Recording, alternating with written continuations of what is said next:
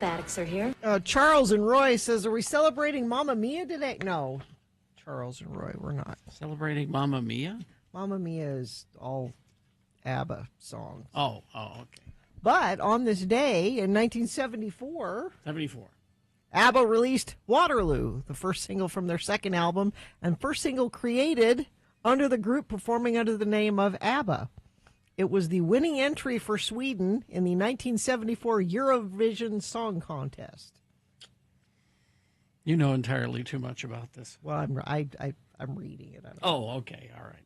So I'm guessing Bill can't. Bill? He can't hear us, I'm guessing. Bill's home. He came in yesterday morning and coughed once, and I said, "You're sick," and he said, "No, I'm not." and Mama Gina immediately knew. That's that cough is not a morning clearing your throat cough. There's something more to that cough there. And so he's at home and we can hear him. He can't hear us. And he was having some very productive coughs earlier. we heard those. So he's got the equipment at home, and I think he's prepared to do a show. Yeah, if we can figure out how to get him on the show. We just have to get him on the show is the thing. So, I don't know. I'm going to turn that off for now just in case. I don't want to hear any more productive coughs. The ground is wet, so maybe... Yes, that's true. The ground is wet.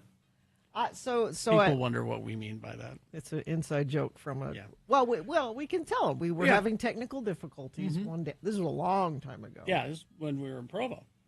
And called the engineer and we're trying to troubleshoot what was wrong. And he said, well, the ground's wet. Is the ground wet? I'm like, yes. Well, there you go. There you go. And we're just like, God, he wants to get off the phone and go back to bed so badly. Is the ground wet? So I woke up this morning and heard the rain on the roof, and I realized, I have to take the puppy out in the... See, Riley, I can just, open the door and she'll go out and come back. Puppy needs supervision. Puppy, you got to make sure things happen. You got to stand there. And when they happen, then you praise them and say, hey, potty, yeah. Yeah, I prefer the snow to go out. Well, you're going to get some. Because I take her out before I get dressed and everything, so I'm in my pajamas. So you put the coat on over your pajamas and go outside. Yeah, I have a fix for everything if you're interested. What's that? 'Cause I had a similar situation going where I had to make sure that things were happening. Yeah. Just umbrella. Oh, okay. Well, that's okay. Right over the top of them, just like this. That's such an easy fix. I'm embarrassed. Exactly. Think of it. You went to college, for God's sake. She's doing great with the potty, though. Like, she's started. I'm giving you a pup date here now. This is a pup. We don't have the jingle. I guess not. No. She has started like going over to the door when she needs to go out, which is amazing. I think like. Letting you know. Yeah, this is what I'm supposed to do, right? And having the older dog is key, I think, like to teaching. Here's how things work around here. So, well, it kind of works. It kind of works because I had a male dog, then I got a female dog as a pup, and the female dog learned how to go to the bathroom using the example of the male pup.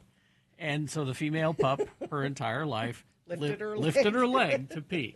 That's how you pee, right? Because that's how you pee. That's just how it's done. And now my current male dog does not lift his leg because he's so learned from the girl. Awkward. Yeah. He just he does the crouch. Oh, yeah. I was surprised the other day when we had Dr. Davis, our vet, on, and somebody called and said their dog pees on their own legs. Yeah. That's bad aim. But, I mean, you would think it would, like, the first time that happened, it would be like, whoa, I got to do something different here. That's not, like, that they would be okay with that and keep doing it. I'm surprised. I think that'd be a one-time deal. I don't think the dog thinks that. No? No. He just goes, and then he forgets. Sure, I'm glad to have that out of me. I'm on to the next thing. On to the next thing. Is that Moose? No. But the puppy's doing great. Although I just got a text from Muhammad, my son, not the prophet. I don't know if the prophet texts, but well, he works in mysterious ways. He said, "Is he the one that works in mysterious ways?" I don't know. I get him confused. He said, you let Oakley out, right? At 4? I said, yeah. It's like, she's whining again. Poor kid. He's mostly doing everything for her. And, this is the whole, can we get a puppy? I'll do everything. Okay. Right. And he's doing it, so. Well, this dog needs to learn to travel with him. To travel with him. To go with him places. Oh, yeah. Ride in the car. Yeah. All of that stuff. So that he can, in fact, take care of the dog 24 hours a day. Yeah.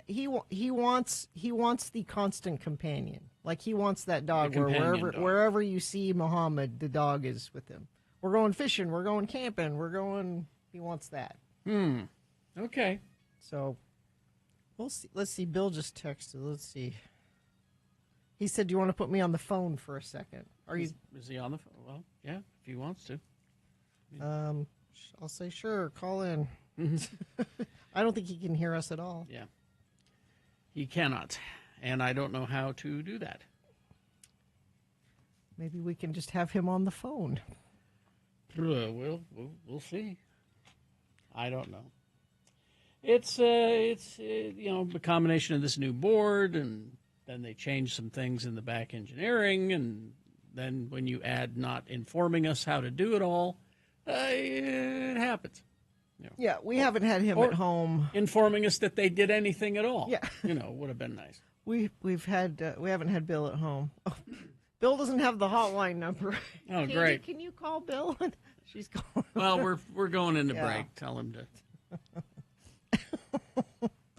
We'll figure this out. I know we won't. He said he's going to email me Frank Christ, because we have that coming up. Oh, yes. We got all that and more. Well, we can take your check-ins. Sure. 877-602-9696 is the number to call. Let us know you're there.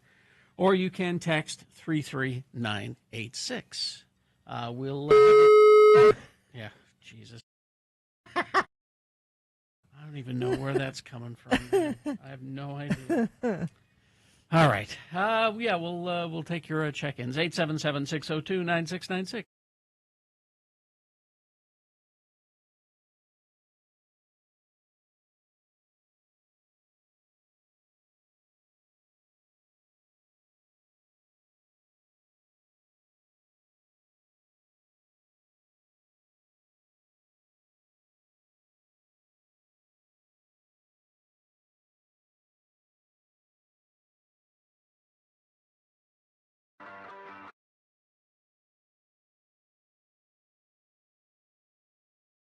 Gets fixed today? Today, so I had to go through one more night of no air conditioning. Could you sleep at all last night? Yeah, I did. I mean, we put on a fan, but it's not that comfortable. No, it just moves around the hot air. Yeah, and it's noisy. But I fixed a nice dinner for my wife for your anniversary. For our anniversary. She loves mussels. And I don't. Are they hard to prepare? Easy, so easy. They are. It's you can do it in about 20 minutes. You gotta wash them. Just make sure. And some of them still have a beard on them. You have to remove the beard, whatever that is. And all you do is put some. So I did Spanish style. So I chopped up some chorizo, put some hot oil in a pan. Cook the chorizo for a little bit. It was cured chorizo. Nice. Spanish chorizo. Cook that for a little bit. Throw in some onions and some garlic and let that soften up. Then some white wine and some chicken broth and a handful of tomatoes, chopped up tomatoes, and the mussels. And if they don't open up, you don't eat them, right? Right. And you put the lid on, and in 3 or 4 minutes, the whole process, but from the time you put the mussels in until the time you get them out, it's like 4 minutes or 5 minutes. And they are all open, and I don't generally eat them. But Really? Yeah, they've not been my favorite. I like clams, but mussels have been. But I thought, well, I'm going to try these, and I don't think I've ever had the Spanish style.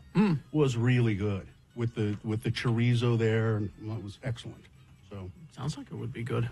have that and an artichoke and a glass of white wine and some bread to sop up the broth. But I bought 2 pounds of mussels, and between us we could not eat 2 pounds of mussels. So my wife called up her sister. Hey, I got some mussels here. You want to? Take these mussels off our Yeah, hands. she came over and got the pot of cooked mussels and took them home and delighted in them. And how many years is your? 20. Oh, It's 20. you're 26. 24, You're 26? 26 because I was pregnant at your wedding. Yeah, 26. That's how I. 1997. That's how I mark time. 1997? Is that when you were pregnant? Yeah. At our wedding? Okay. July 1997. Who would have thought? Who'd have thunk it? Who would have thought that person would stay with me as long as she has? Are they trapped? Not usually. I mean, I do have some allowances for movement. Some allowances for me. Not, Some may call them restrictive, but I she's got the wrong room of the basement. just like to think of them as disciplined as Yeah, opposed to exactly. restrictive. Yeah, We all need discipline. that's right.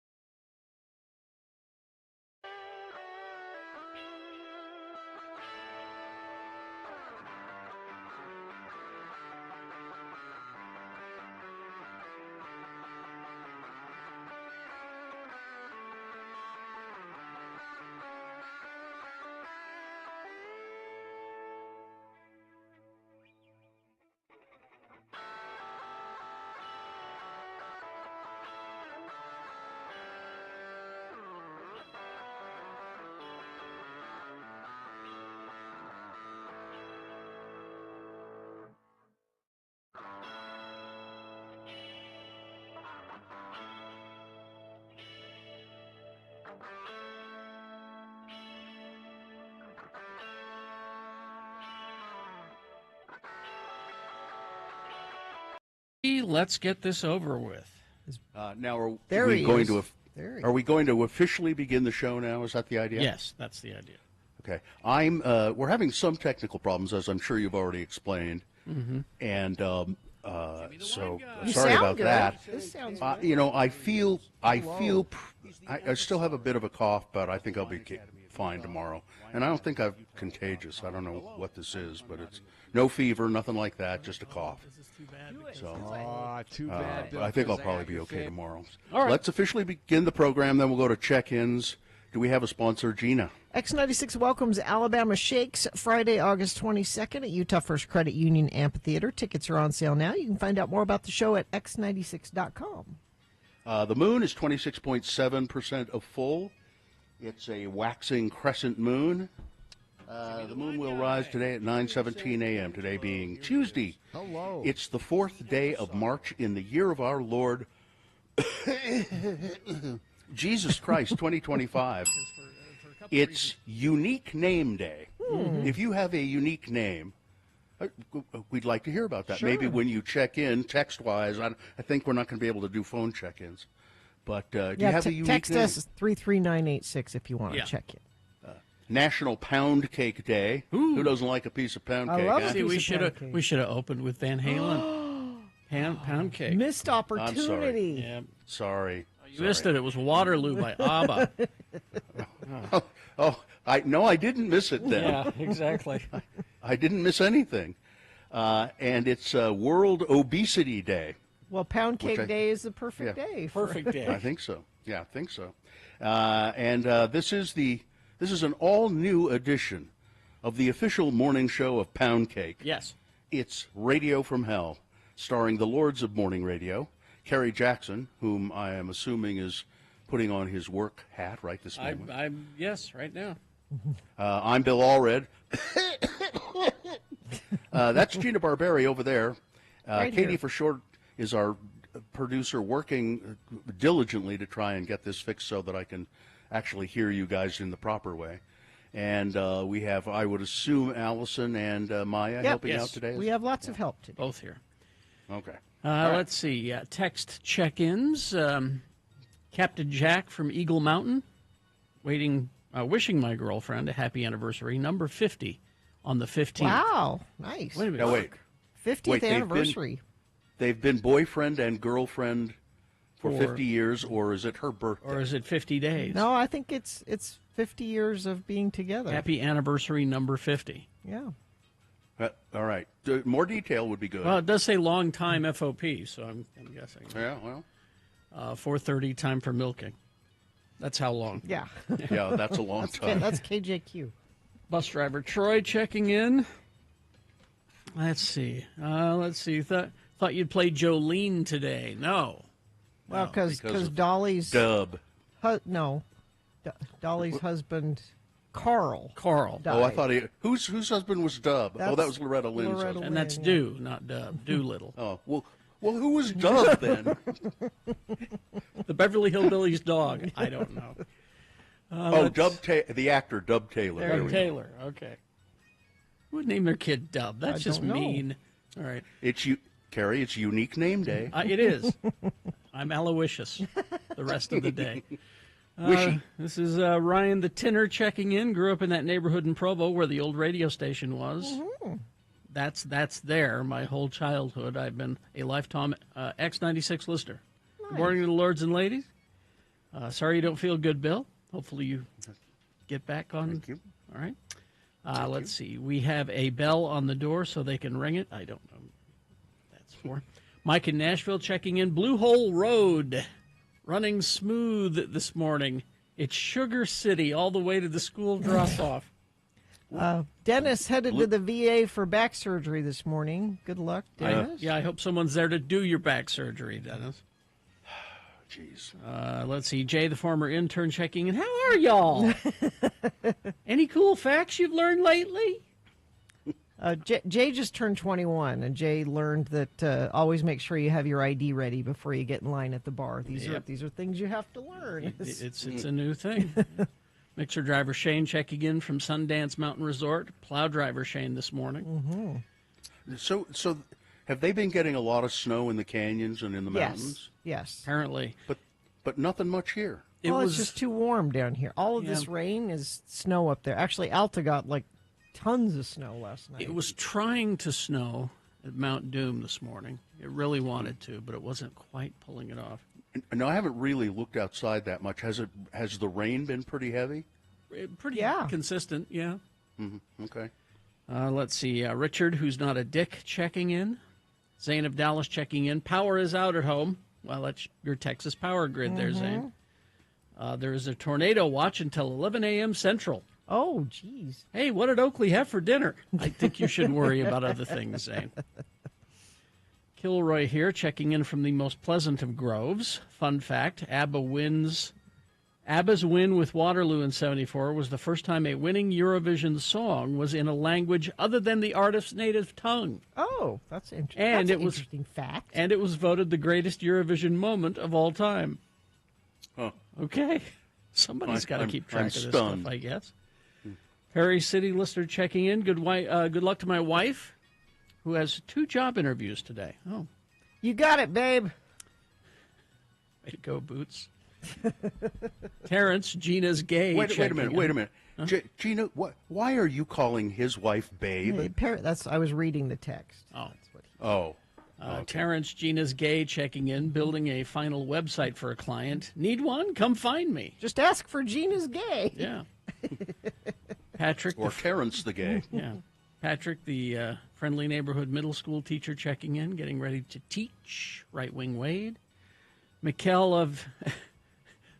of The Ground is Also Wet in Reno here. Okay. Mishak Averta checking in. Xanadu, Oh Abba. Yeah. Yeah. Let's see. Good morning, Lords. Rye from Orem. Aaron the engineer. We love to blame our equipment failure on lightning strikes, even when there's no storm. Oh, that's another one that we could use. Yeah. Yeah. Just to go back to speaking of kind of like bad music like ABBA, I mean, stuff that I just want to thank the Provo City of Fire or whatever they call it, Stadium of Fire. Stadium of Fire. I really want to thank them for once again giving me a reason not to attend. Yep. For the 25th year in a row, they've announced that Rascal Flatts will be the headliner. I thought you'd be first in line for that. No? You did really, Gina? You really did think that I would be first in line for Rascal Flatts? That screams Bill Allred, doesn't it? What? Oh, isn't that exciting, though? Thank you, Stadium of Fire, for making me not want to go yet again. Oh, this is so exciting. Cardboard Chris checking in. I missed it, so is Bill on assignment today. He's at home. Salem. I'm on an assignment at home. Yeah. Salem Steve checking in. Have I professed my deep love of Mike Lee lately? No. I think you're being you didn't have your sarcasm font on, Steve, so I'm not sure if you're kidding or not. Let's see. Kyle from Brigham checking in. Of course, I bought a new skateboard right before the snowstorm. It'll be a minute before you can use that. Tristan from the most west of Jordan's checking in. Woodworker Willie, my dog Popeye would pee on his front leg.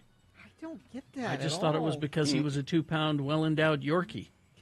He also picked his back legs up off the ground to go number 2. Picked his back? How would you even do that? Wow, you need video of this, man. Katie from Tooele checking in. Let's see. I heard it's Pancake Day. No, that was yesterday. That's pound cake. Pound cake, not pancake. Pound cake. Yeah. Let's see. Candace in Ogden, up early, listening live instead of podcast this morning. I want to wish my niece Mackenzie happy 11th. Happy birthday. Levi in Coachella. Looks like everybody's here. All right, so let's begin. Traffic, Gina. Well, Right Wing Wade checking in from I-15, both lanes, both directions, running smooth. I-215 northbound at 47th South, there's a vehicle on the shoulder, minor slowing. Wade is just usually the first Infinity member to report, but you all are members, so you can let us know what you're seeing on the roads. Emergency crews are on the scene of a crash northbound 215 in Taylorsville. Very wet roads across most of the Wasatch Front this morning, especially in Utah County. Lots of spray kicking up from tires will reduce your visibility. Roads in Tooele County are barely damp. However, the closer you get to Salt Lake, the wetter the drive. Snow's coming down and sticking to the roads in Little Cottonwood Canyon, so be aware of that. And let us know what you're seeing. If it's safe for you to do that, 33986. All right, so we're going to take a break, play a song for you. After the song, it's Big Boy News and Opinioendo. Then it's Frank Christ presents They're Fine, They're Just Fine, the Dead Celebrity Game. We'll explain how to play, what you'll win, all coming up after these messages and a song. Haster Games. Let's see. The newest Star Wars Unlimited TCG set is coming up fast, and Haster is holding an event to welcome in the set. Join your friends at Haster Games this Saturday, March 8th, 5 p.m., for a very special pre-release event for Jump to Lightspeed. It's your chance to acquire cards from the set early, earn some fantastic prizes, connect with your local Star Wars community. More information can be found at HasterGames.com, as well as the Haster Games Facebook page and Discord group. Seating for the event will be limited, so get registered early. You don't want to miss this if you're a Star Wars fan. Also available at Haster, the 10th edition Astra Militarum release for Warhammer 40K. This release features a ton of brand new miniatures for the fan favorite Death Corps of Krieg, a new combat patrol box, and of course a new codex with complete rules to field your Militarum force. So stop by, say hi to him at Haster Games. You can see the stuff on the website, but it's best just to go in and meet him, talk to him about gaming. 6831 South State Street. Haster has it. Don't miss a...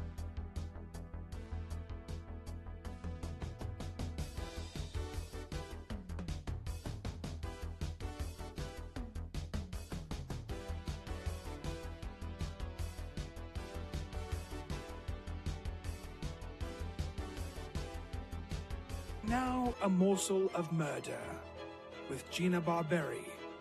Radio from Hell on X96. So, of course, we're in the middle of the trial for Lori Vallow Daybell. Murder? Yesterday at the trial, they talked about the kids and how they were killed. Well, they tried to. They tried to? What do you mean? Well, JJ, they could tell he was asphyxiated.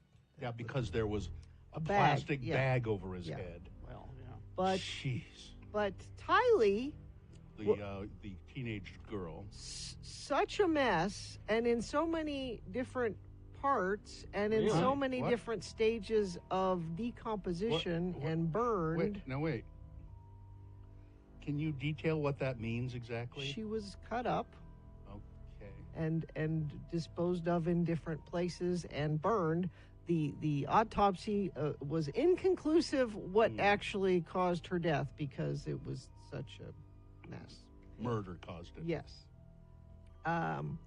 So that was just the trial yesterday. But this other interesting side note popped up yesterday too, and I'll thank our friend Ivy for alerting me to it. So Lori's brothers. By the way, this just goes to show Ivy knows everyone. Yes, she does. Yes. She knows everyone. So Lori's brothers. So there's Alex. Alex is the crazy brother that killed one of her husbands and likely helped kill the kids. Now wait, is he in jail for killing one of her husbands, or No. is he allegedly killed one of them? No, he's dead. Okay, so we don't. I mean, he And was never here's- charged with. No, because he died mysteriously and he's been cremated. So that we will never know, maybe, unless Chad confesses at his trial that, oh, yeah, her brother helped me kill the kids, which is what I think happened. So that's Alex. Then there's Adam, another brother of Lori's. Okay. It's a big Mormon family. Lori Vallow Daybell's brother was investigated in 2007 in the death of a woman who participated in a radio contest he hosted but was never criminally charged. Oh. Adam Cox, Radio scum. Yep. who goes by the names Lucas and Bo Nasty, was one of the hosts of the Morning Rave on KDND-FM in 2007. That's Sacramento. I think so. I think it was Sacramento. When you the said. station held its Hold Your Wii for a Wii contest. You could Remember? you could win a Wii, one of those video game things. Nintendo. Yeah. Now, he wrote a book about this called My Crazy Radio Life, which we should all probably pick up Yeah. a copy No, of. I don't. January 12th, 2007, the stunt involved contestants drinking large amounts of water and then attempting to hold it without vomiting or urinating. The person could hold out the longest would win a Nintendo Wii. Of course, drinking large amounts of water in a short period of time can lead to a dangerous imbalance in electrolytes and water did. intoxication and be fatal. It was. In his book, Cox does not name the woman who died in the incident, but she was Jennifer Lee Strange, a California mother of 3. She died of acute water intoxication. Her body was found hours after the contest. Cox and 9 other radio station employees were fired for the incident, but never charged criminally. They made jokes on the air about her distended belly, saying she looked pregnant during the contest. This is what it feels like when you're drowning. There's a lot of water inside you, Cox said.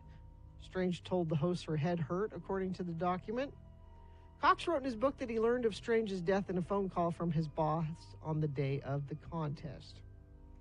So he was fired, and he said, I've had a hard time finding work since then. Well, because, yeah. you know, you kill your listeners.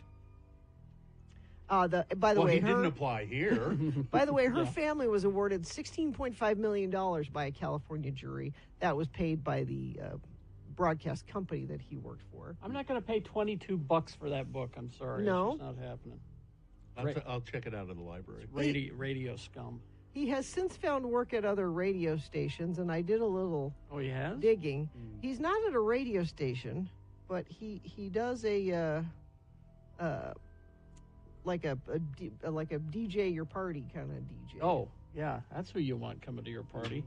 Down in St. George is where he does that.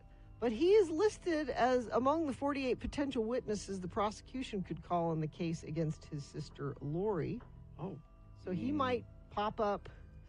Yes? Ivy knows everyone and Of knows course she does. everything. Of course she does. He is now a DJ in St. George. Yeah. He works on Planet 105.1. Here's what his bio says for there. DJ Lucas, a.k.a. Adam Cox, is our celebrity DJ. He's been on-air radio personality for over 30 years from New York to California. He can really bring the party with his extensive music knowledge and his awesome abilities at the mic. He just recently relocated to St. George to be part of Planet 105's morning show and joined the Festival Sounds team, but he's had years of DJ experience with events all over the country. He even has his own book. Click here to buy it. Now, He's had listeners die on his contest. But now, this is all not to suggest that he is in any way involved in any of this stuff that's going on in Idaho. No. This is just, it's a side note. This is adjacent. It's a radio scum side note. And I believe when that a we for a we thing, I don't know if that was a boner that we did or just a story we did, but we covered it. We talked about it a lot. You remember there was a whole seminar about it at one of our radio conventions. Yeah. Oh, as a matter of fact, he or his partner talked at that. Yeah. That, so this is how we went wrong. Mm-hmm. This is what happened. And as I recall, everybody in the audience was like, "You idiots." I mean, as I recall that now, they were. If it might have been both of them, and they were trying to come clean. To say, we're idiots. You're right. It was the worst thing that could ever have happened, and we were stupid.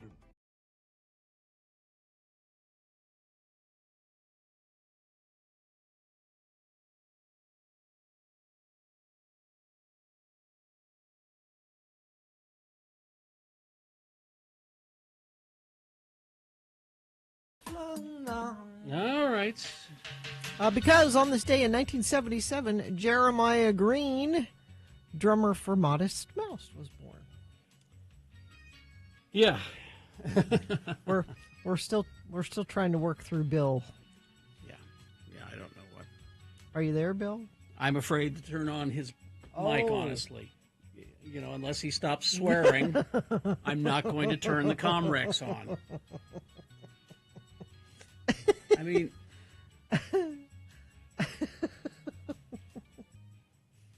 and until we get him back on the phone, we can't communicate with him, and he's not picking up. So, all right, fine. Okay. Anybody else we can call? Anybody? I know Todd's up. Is Todd? he? Is Todd listening? Do you know? All right, Todd's listening. I wouldn't count on that. Or Todd usually gets up early. We could just put on some songs and go home. I have sports. I could do sports. Well, we need to explain we're going into news. Mm-hmm. And then after the news, it's Frank Christ Presents. They're fine. They're just fine. The Dead Celebrity Game. We'll give you a list of 4 celebrity names. 3 of those celebrities are just fine. One of them is dead. When you pick the dead one correctly, you'll win what? This is a great prize. X96 welcomes Alabama Shakes Friday, August 22nd, coming to Utah First Credit Union Amphitheater. You can find out more about that show with ticket links and all kinds of stuff at x96.com. Alabama Shakes tickets. All you got to do is play Frank Christ Presents at 877-602-9696. Are you there, Bill? Don't swear. I'm not going to swear. Turn the Comrex on. You're on. We're on Can the you radio. hear me? Can you Yes. hear me through the Comrex? Yes. Okay, I'm hanging up the phone then because I can hear you in the headphones now. Oh, really? Yes. Okay. That's why I'm not going to swear. Okay. Although I might swear. Well, now you're overmodulating. Is too loud. Okay, I can turn it down. That's simple enough. I can do that. Hang on. How's that? Better. How about right there? Nope. Right there. Nope. Still clipping. No? Yeah. Okay, how And I about... love that we're doing this on the air. That's the best yeah. part. Well, is that- people have come to expect this of us, Yes. you know? Now, Someone how's wants that? to know if the beeping is coming back. Yeah, apparently it is. All right, how's that? Talk for a minute. How is that? Is that Better, good? yes. Yeah, okay. See, a big problem here is because all of this nonsense is going on. Mm-hmm.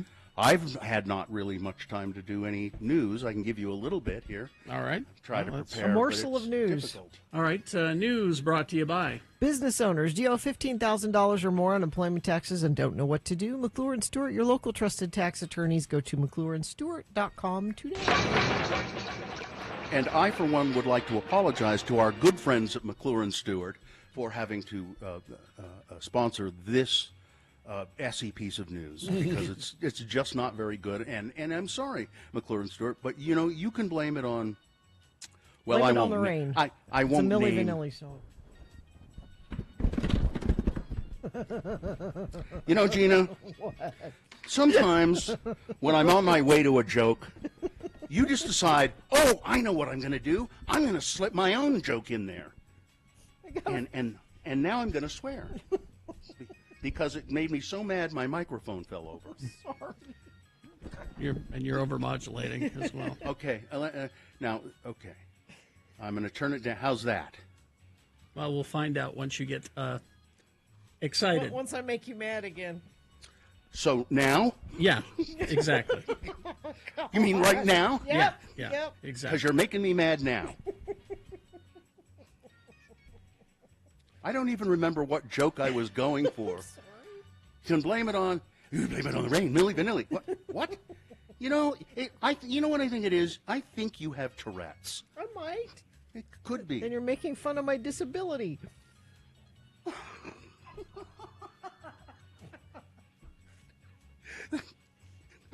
I love the way your mind works.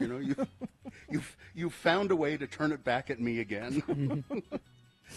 So here's a little bit of news. Okay. And again, apologize. Am I still overmodulating? You're fine right this second. Again, it's Okay. it's minute by minute. It's all I can't get I can't get a consistent read. So So tragedy, one of a kind. Carl Dean. Carl Dean. You know what he's famous for? Being an asphalt paver. yeah, That's what he did for a living. He paved. He asphalt. And he also was married to Dolly Parton. But people knew him in those parts as Carl Dean. He's the best guy to spread asphalt you'd ever seen. He married Dolly Parton. There's a cute picture of them when their wedding, and they're just little kids. Yeah. They were married for 60 years. 60 years. Wow. She's standing there in just little simple wedding dress, and he just looks like the biggest dork on the planet. But you can see he's got behind his eyes there. He's got like, you know what I got here? I got Dolly Parton. I got Dolly Parton. Dolly Parton announced his death in a statement shared on social media, and no cause of death was given. How old was Carl Dean? 82. 82. His wife was a world-famous star. Mr. Dean was a private man who kept a low profile. In a 2020 interview with Entertainment Tonight, Dolly said her husband never wanted to be in the spotlight. I mean, it's just not like who he is. He's like a quiet, reserved person, and he figured if he ever got out there in that he ever got a minute's peace, he's right about that, he would never get a minute's peace.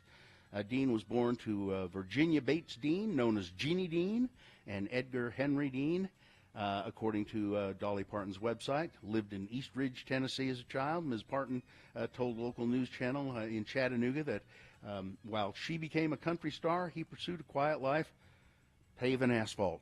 So you want good asphalt, you call Carl Dean. That's who you call. How old? She was 18 when they got married. He was 21. he never, I don't think he ever gave an interview. No. Certainly not. And she said he went to one awards thing with me early on, to a party, and he didn't want to go, and I talked him into it, and we went, and he was so uncomfortable and so miserable. And I said, honey, you just never have to go again. That's fine. It worked for them. I guess they had a solid relationship all those 60 years. Many men tried to steal Dolly away. Porter Wagner was one of them, you know. Well, that scamp. That scamp Porter Wagner. That cad. Anyway, there's that. Changes could be coming to how you vote by mail in Utah. They didn't get rid of vote by mail. But according to House Bill 300, instead of verifying ballots by signature, you would have to write a code on the envelope, which would be the last 4 digits of your voter ID, your driver's license, your social security number, state ID card, or tribal ID card. Now, my tribal ID card is expired, so I don't know what the hell I'm going to do. And so they didn't kill vote by mail, but they still achieved their goal, Of which making is it more making it difficult? difficult to use. Yeah, I mean, it doesn't seem, the degree of difficulty does not seem much to me, except for those people who don't have any ID Exactly. cards.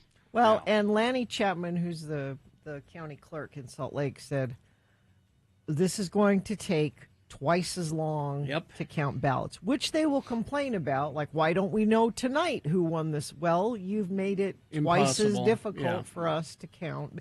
And she said they didn't appropriate enough money to hire the people that will be needed to help count the ballots. The best thing to do, Cox, veto this thing.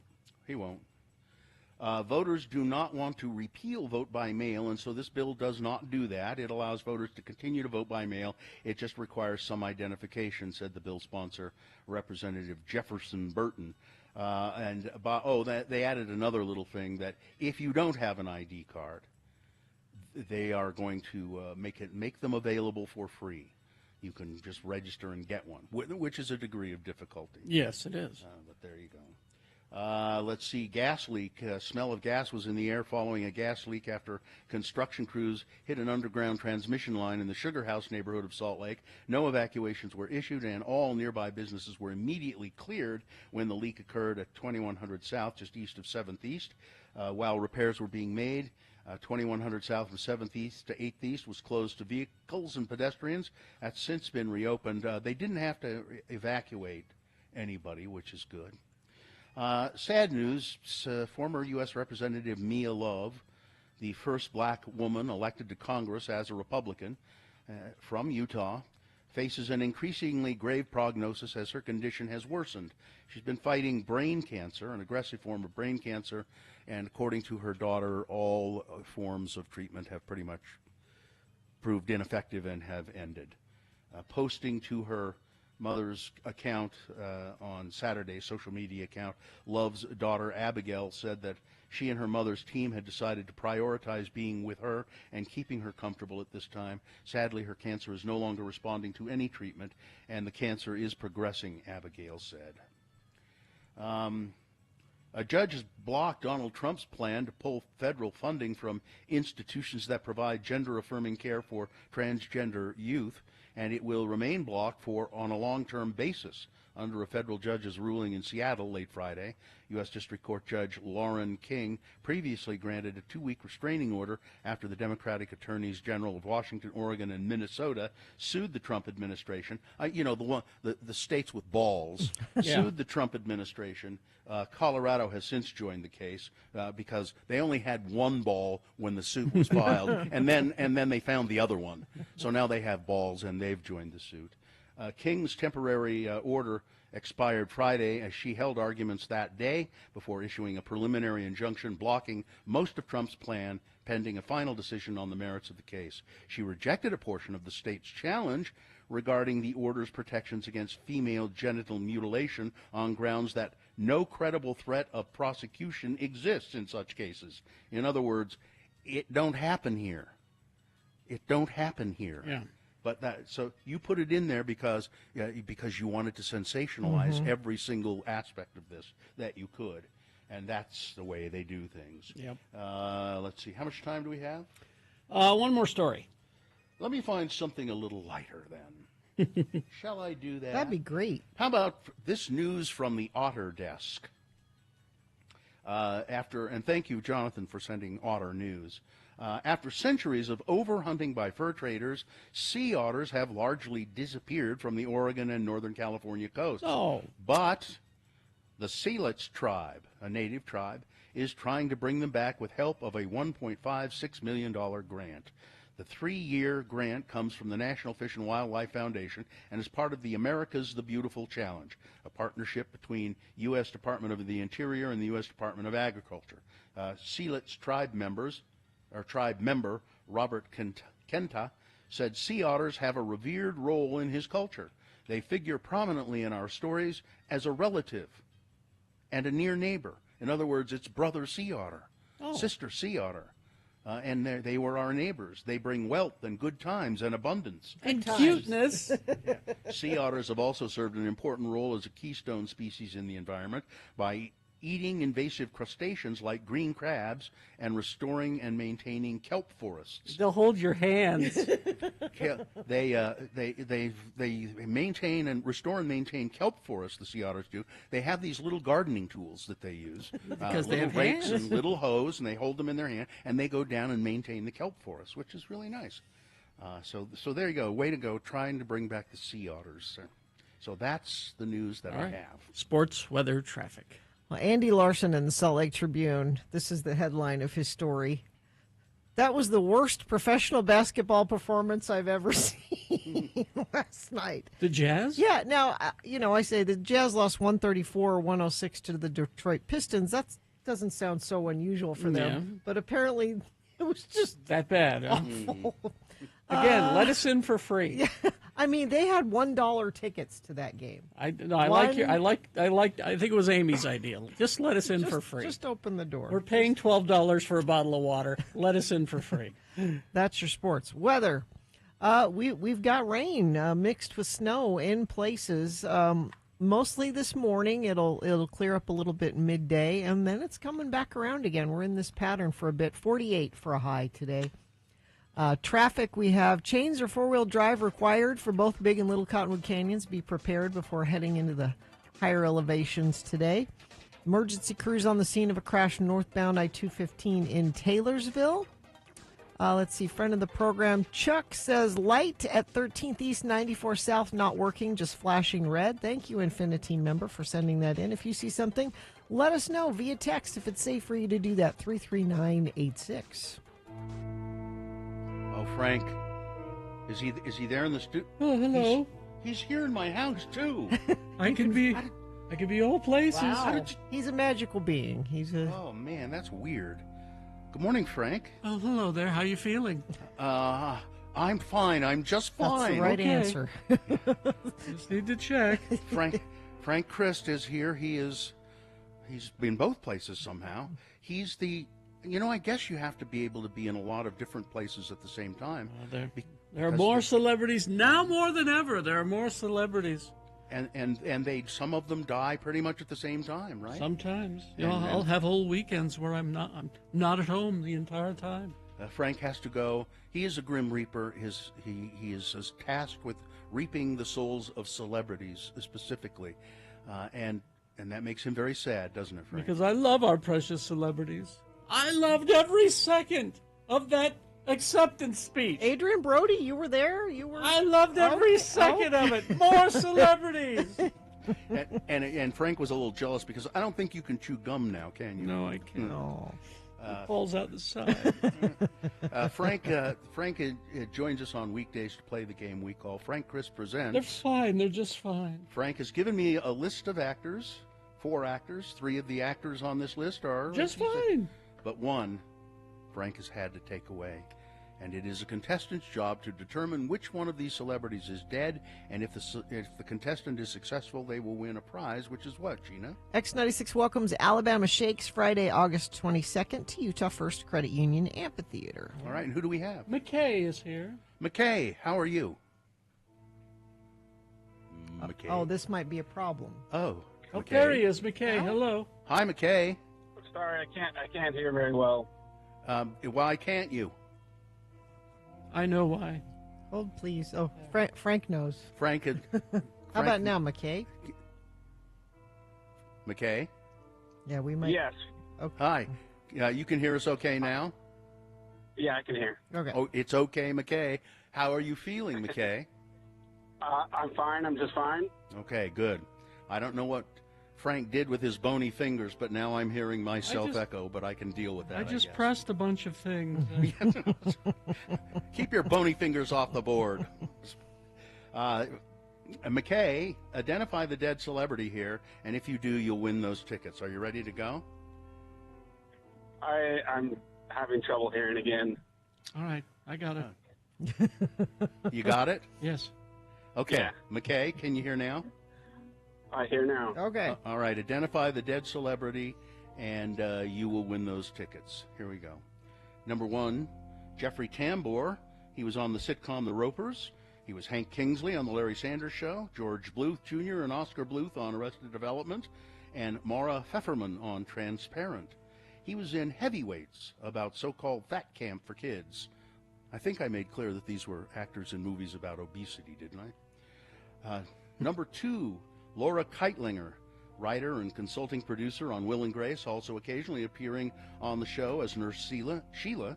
Keitlinger played the title role in the TV show The Minor Accomplishments of Jackie Woodman, and she was a featured player on a season of SNL. She was in Shallow Hal, about a man tricked into falling for a 300-pound woman. Number 2, Laura Keitlinger. Number 3, Michael Constantine. He was Gus in My Big Fat Greek Wedding and its sequel. He played the principal on the TV high school show Room 222, and he also had a memorable role in The Hustler. He was in Thinner, a Stephen King-based movie about an obese lawyer who starts losing weight due to a curse. Number 3 is Michael Constantine. And finally, Harish Patel. His credits include Indian and American movies such as The Buddha of Suburbia, China Gate, and My India. Mr. Patel also appeared in Mr. Stink, Gangsta Granny, and The Boy in the Dress. He was in Run, Fat Boy, Run. Number 4, Harish Patel. One of those actors is dead. Which one is it, McKay? Number 3? Michael Constantine, that's correct. He died in 2021. He was 94 years old and a fine actor. Congratulations, McKay. You've won the tickets. Now, if you can hear me, say thank you. Thank you. There you go. Hang on.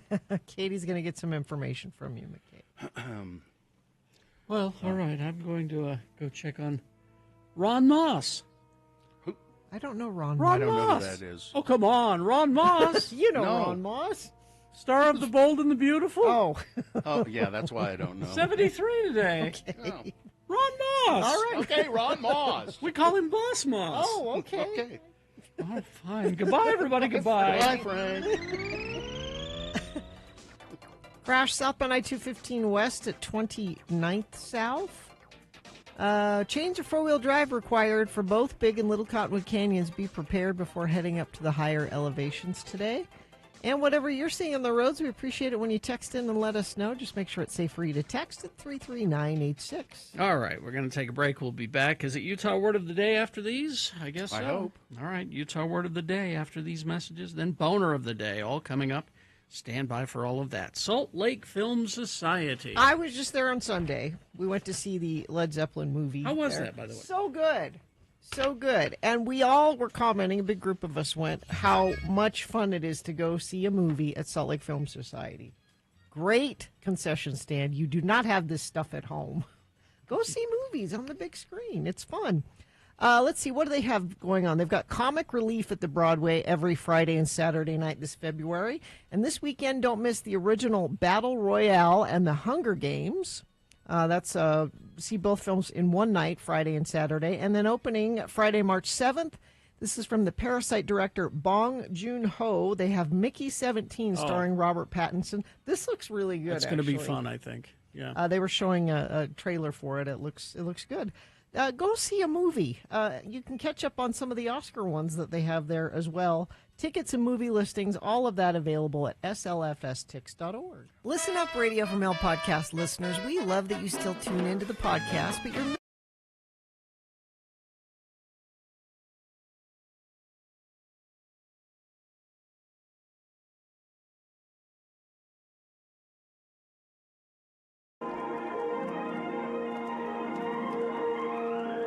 It's often said that people of Utah speak a language all their own. It's a language that's often confusing and even incomprehensible to newcomers here in the Beehive State. So, Radio from Hell presents a handy guide to help everyone understand how the natives speak. It's the Utah word of the day, and today's word is... Claps. C-L-A-P-S. Claps. With special thanks to Brett Favre for suggesting some time ago that we revisit this word. And to do that, here is the mayor of Mona, Utah, Don Criddle, and his boy Denver. Again, the word is claps. Denver, you know as much as I know that Mona is a very small Utah town. And as such, I, Don Criddle, as the mayor of Mona, also have to do other city jobs. You like being the city garbage man, don't you, Daddy? Well, as a matter of fact, son, I don't mind that at all. I find all kinds of good stuff to bring home to us. But it's some of the other jobs that give me a pain in the you-know-where. You mean being in charge of the waterworks and being the Mona City building inspector gives you a pain in the ass? Denver! Oh. In our family, we do not say a blank blank unless we're reading the Bible. Oh. And even then, we say it real low. You know, like in the Old Testament when it says, and Balaam rose up in the morning and saddled his ass and then went with the princes of Moab. You just say it's a pain in the you-know-where. Most folks will catch your meaning. Okay, Daddy. But why don't you like being the Mona City building inspector? Ain't it fun telling people that their project is all wrong and they got to tear it down and start over? Well, sometimes yes and sometimes no. Like right now, it's a no. Son, what are you building here in our backyard? Well, I'm building an acting stage, Daddy.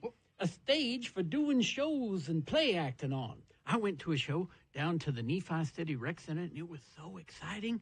Some men dressed up like pretty ladies, singing songs, and then everybody claps.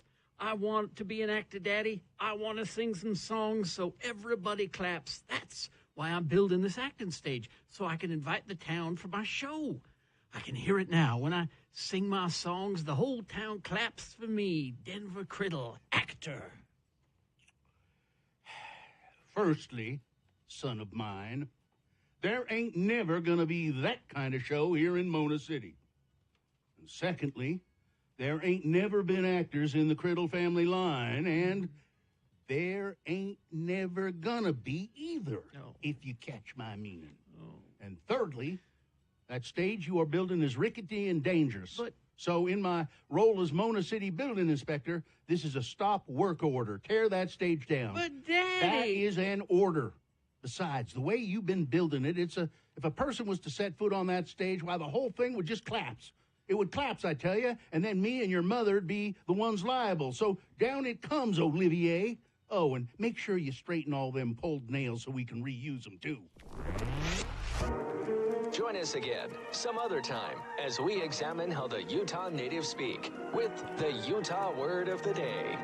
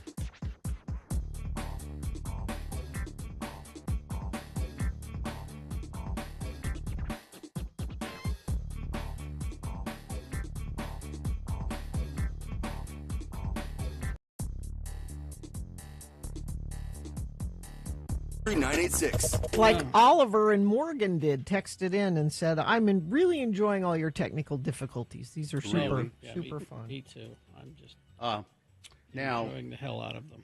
You can hear me now? Yes. Okay, I'm echoing. Okay. Very badly. It started during Frank Christ, and now I'm not. Okay, somebody changed something because it was not. You didn't do that. I didn't do. You didn't touch anything, and the echo's gone away? I was doing it one way in the first break, and now I'm doing it a different way in the next break. Somebody changed something and didn't tell me. All right. Well, it's now, but here. I am live. Okay. I'm at home, and I listen. I think I'll be fine tomorrow. I'm pretty sure. Now get your ass back in here already. Excuse me. Sure. But, yeah, well, we'll see. I don't feel bad. I just have that cough that produces a bit of phlegm. Utah word of the day. If it's the one I think it is, so I was going to write a new one, and then I wasn't feeling great, and I went back and started looking through some old scripts. And I'm pretty sure we only have run this one once, and it was quite some time ago. And I just thought, I liked it a lot as I read it. But let's, you guys be the judge. Okay. I don't think you really remember probably what it is or anything. All right. I thought it was pretty clever. But sponsored? It should be. Let's just do it. All right, thank you.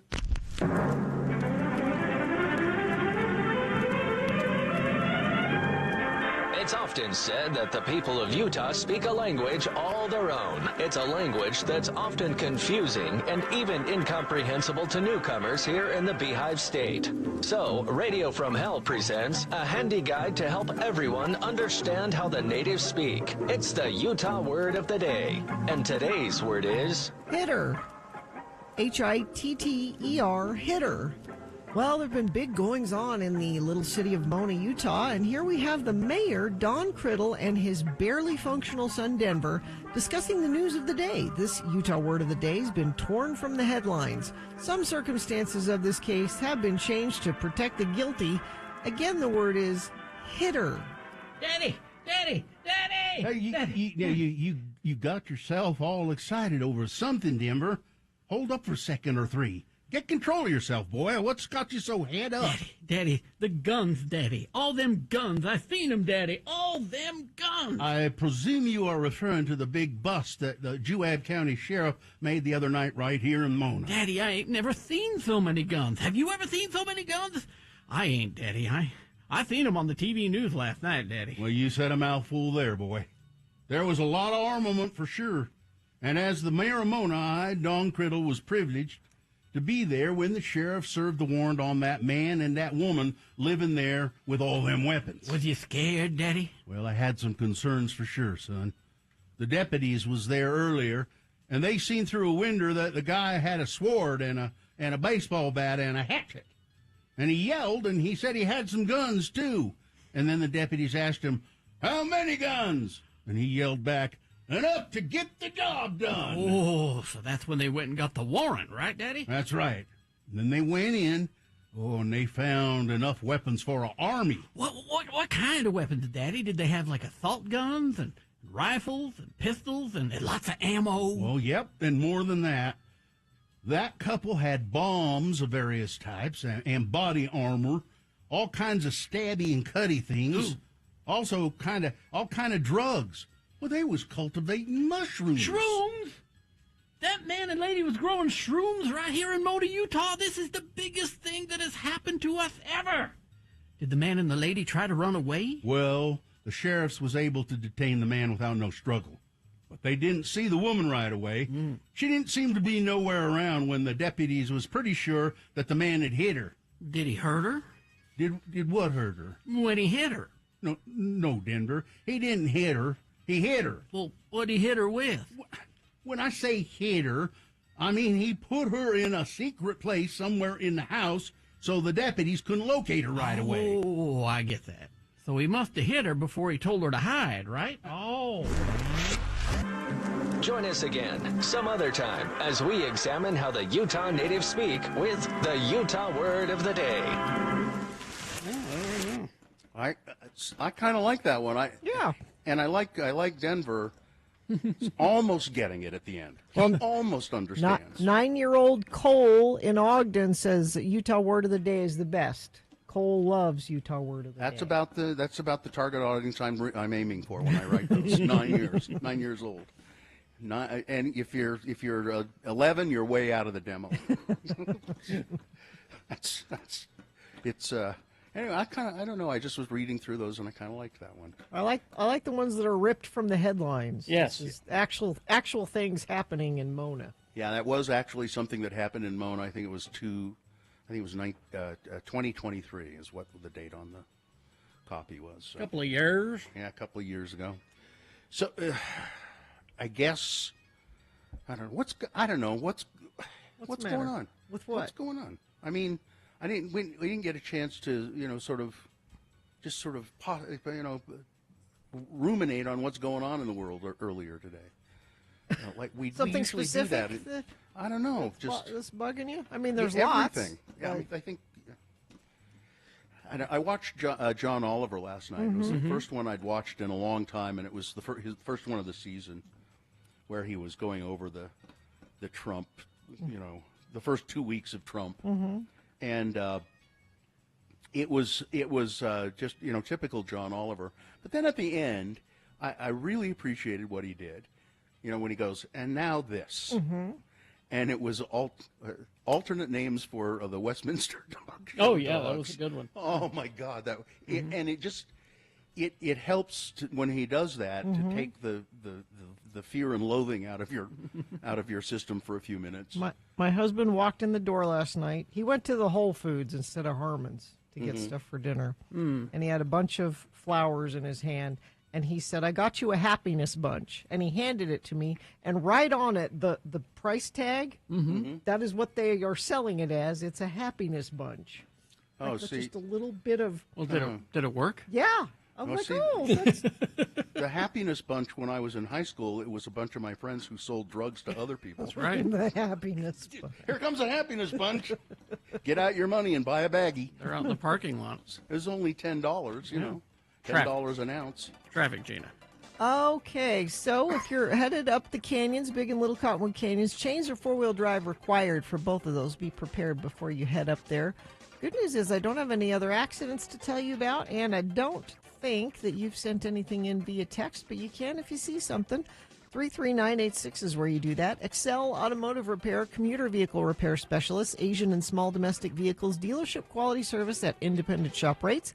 33rd South, 290 East. To make an appointment, go to excelautomotiverepair.com. All right. Boner of the day coming up. What do we have? Oh, yeah, let me see. Now, I do have that. I managed to get on that this morning with all the other stuff going on. Here are the boners you'll be voting for. Number 1, them kids was fighting good. Boner candidate number 2, if you misplace your illegal drugs, don't text someone about it. And boner candidate number 3, let's ink the kids for the Lord. Oh, I'm glad you found that one. All right, Boner of the Day, Big Boy News, all coming up after these messages and a song. Stand by.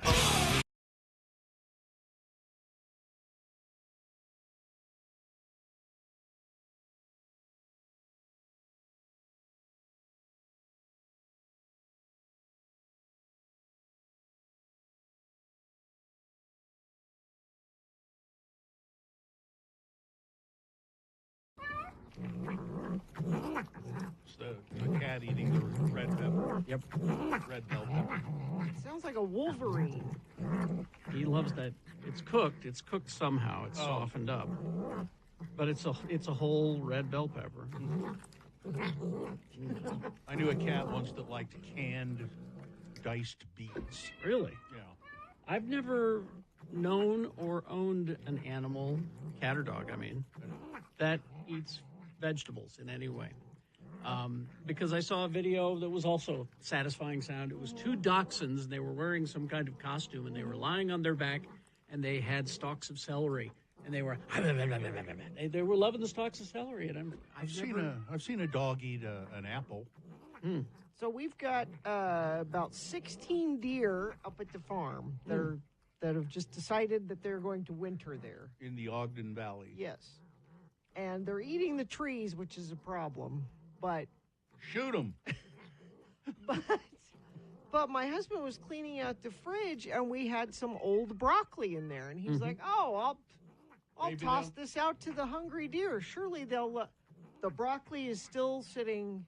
They didn't. You should probably check and see if the broccoli is harmful to them, because sometimes animals will eat things that, you know, like deer will eat. There's like there's a plant. They'll come down and eat people's shrubs. And Yeah. it'll kill them. Now I should specify.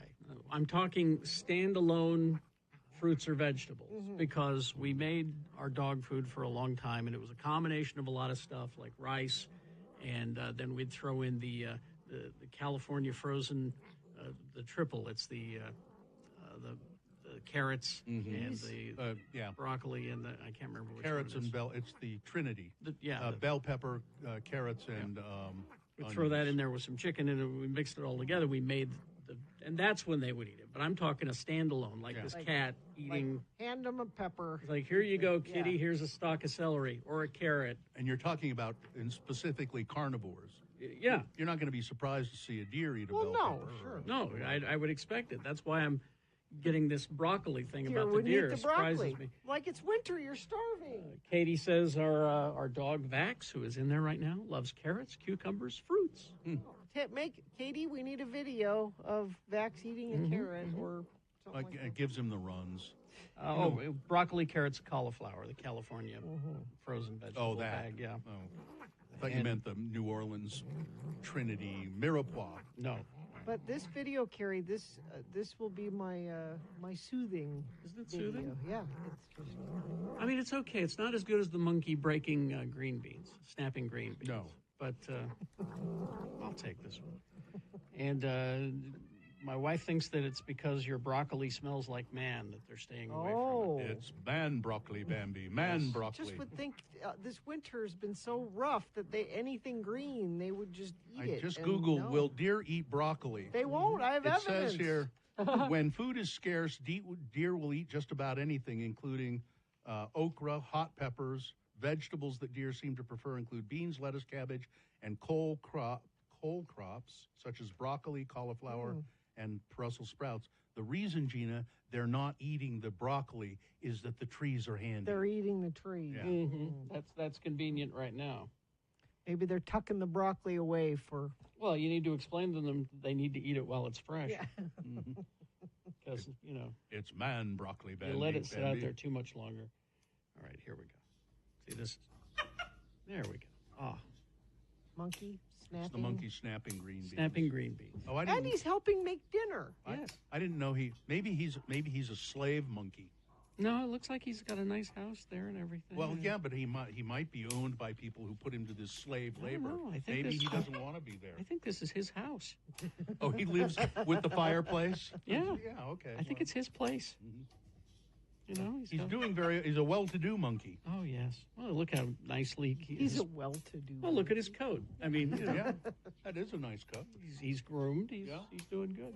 And actually, just not having a monkey snapping peas, but snapping peas is a satisfying. beans. It can be, or yeah, beans. beans. Is a satisfying. It is activity. I find it the most tedious job in the world. No, because it's like, you get it right in the sweet spot, and there Oh, it but goes. no, I mean, but you have to snip the ends off. That's what I find tedious. Snipping them. Let's see. My dog's treats are carrots. He loves them. My dogs eat all sorts of veggies: carrots, spinach, peppers, zucchini. They'll eat almost anything. And see, my dogs, I guess they're picky. They get excited when we have pizza because they get the crust. But do you ever really just give them a vegetable to eat and see if I they tried. will? Yeah. You did? They didn't want it. Don't want it. Don't care. Nope. Don't want it. It's like cats can be so damn picky. I'm not. As a matter of fact, with a cat, you're feeding them one thing, and if you decide you're going to change their food, you have to do it gradually. Yes. Mix it in a little Yes. bit. Oh, that's absolutely true. Although the latest drama in our house, What? Ripley, the water witch, What? she demands fresh water to the point where she has to see you put the water in the bowl. Otherwise, she won't touch it. Have you tried a bubbler? I have a bubbler for the cat. Maybe a bubbler would work. I don't know, but That's funny. She will stare at the water bowl and then look at you. Then stare at the water bowl and then look at you. And so you got to get up, get the bowl, and go. Letting you know what she wants. And you go into the kitchen because she doesn't like the bathroom water. She can tell a difference. Yeah, go into the kitchen, make sure you see, and fill it up, and then take it, and she's right on you the entire time. Do you throw an ice cube in it just to give it a little? Oh, I didn't think about that. Many dogs and cats like to drink out of the toilet because it's cold. Yeah. Ripley's not tall enough. Essentially fresh. Essentially. I used to take an apple to work for a snack, and I'd bring it home when I didn't eat it. My dog would steal it out of my bag. I think you try a bubbler. They're nice because you only have to pour a pitcher of water in them every day or so, every couple of days, and when they get low on water, they start to make a sound that sounds like you have a little running brook in your house. I worry that the next thing that'll happen is I'll have to be giving the dog Perrier water because it's bubbled. You know, that's what I'm worried about. It's a slippery slope, Bill. Okay, especially with the princess. All right.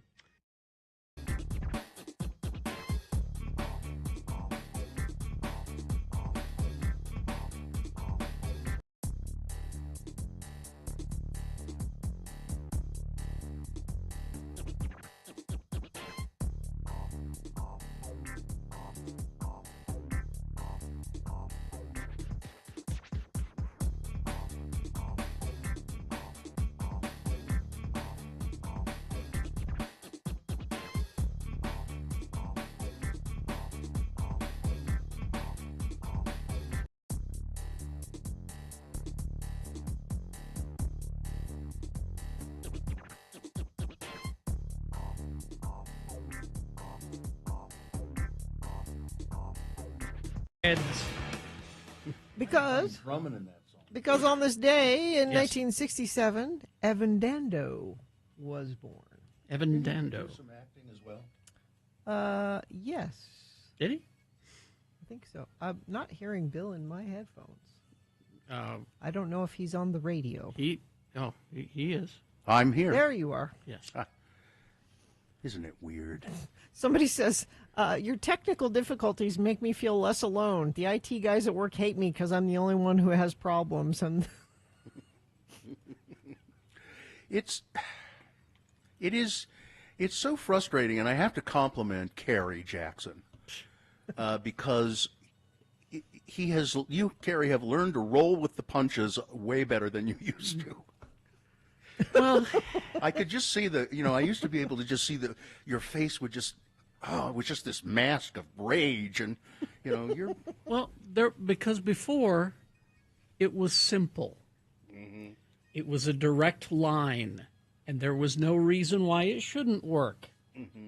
Now, it's routed through 5 different boxes in the back, and then it goes to space, and then it comes back down, and after a while you have to go, I'm way out of control of that. Yeah. Nothing I can do. Nothing I can do.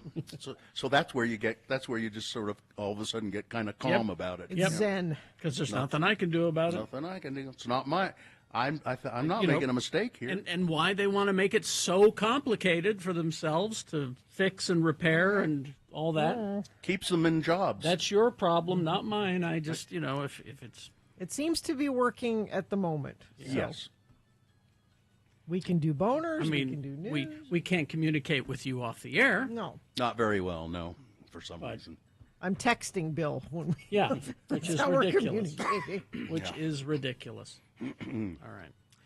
Anyway, let's get to Boner of the Day. 3 news stories. These are examples of bad, stupid, or funny human behavior, and you will decide with your vote of these 3 candidates which one is the worst, which one deserves to be Boner of the Day for today, March 4, 2025.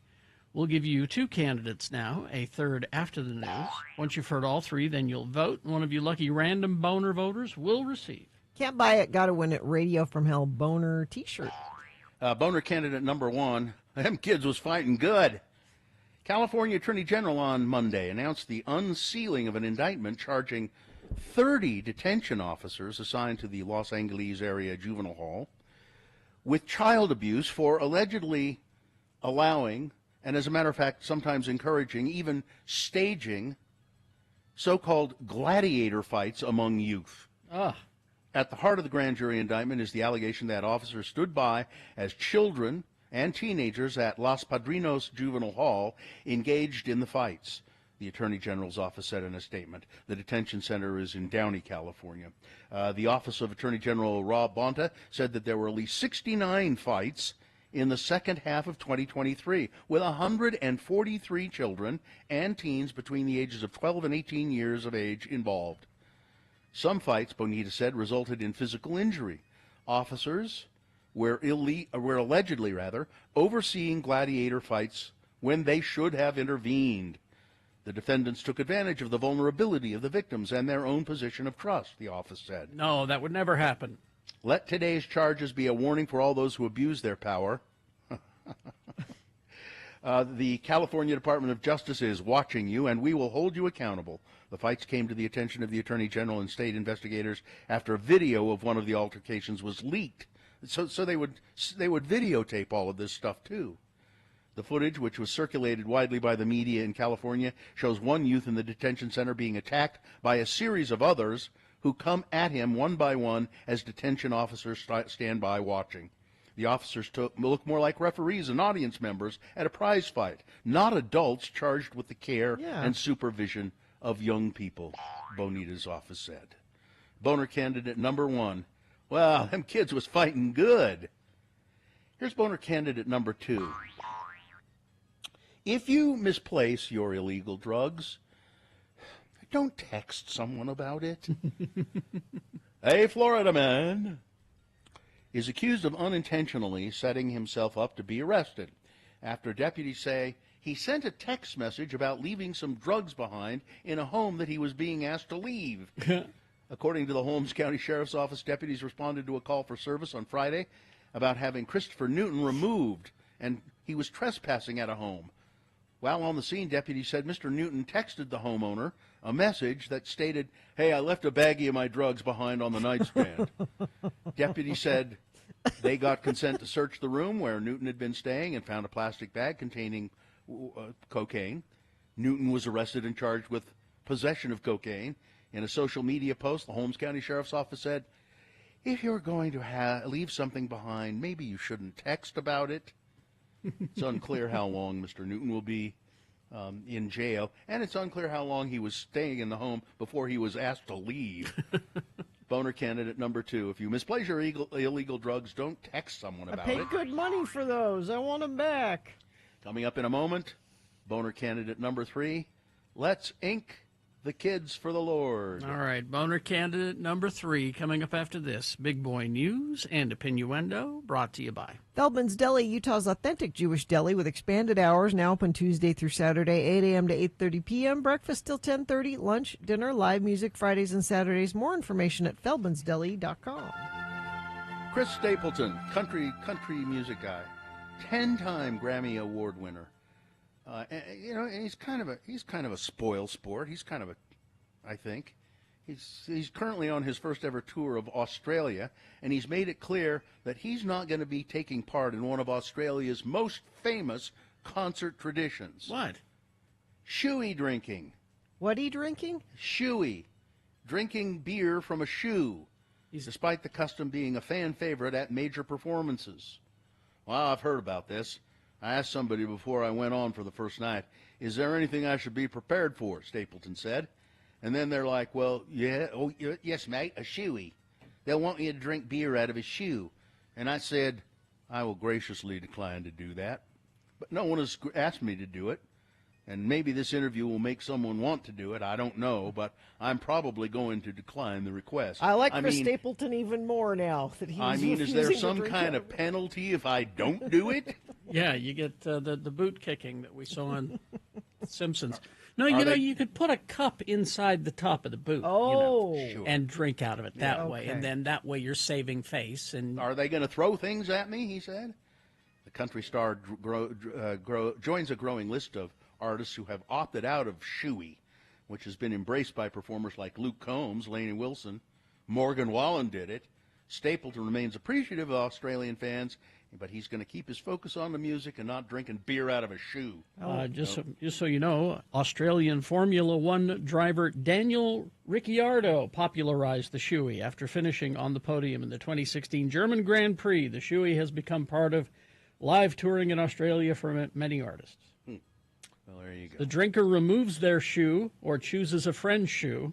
The shoe is tilted and beer is poured into it. The beer settles. The shoe is tilted to the mouth and consumed. Yeah, no, You could fake it. You could.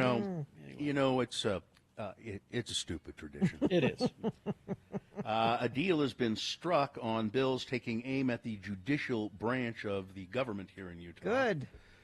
Fox 13 has confirmed that the House of Representatives will abandon a series of bills that it was planning, which included a special legislative committee to weigh in on judges on the ballot, raising the threshold that judges must clear to keep their seats on the bench, and one that added justices to the Utah Supreme Court.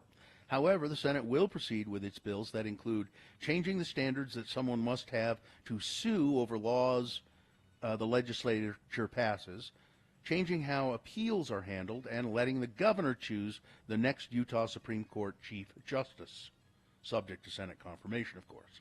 The House bills will be studied over the interim in the Utah State Legislature, so they're not going to, I guess they're not going to pass anything right now. They're going to modify them in certain ways and then bring them back. Let's see. The bills were perceived as an attack by some on the judicial branch of government following rulings the Utah Supreme Court made in lawsuits dealing with abortion rights and independent redistricting, and the legislature didn't like what the Supreme Court said, and so they're going to fix their wagon. But now it looks like they'll come to some It's little okay. compromise. They got their voter restrictions, making it more difficult for us to vote, so they're happy with that. A Utah man was arrested early Monday after police say he stabbed another man and then threatened to attack him again while at a local hospital. Stani Maputu was booked into the Salt Lake County Jail for investigation of aggravated assault. Police say that Maputu and a 37-year-old man got into a fight at a Mill Creek apartment. Maputu stabbed the victim in the left shoulder, the left arm, and the left side of his head.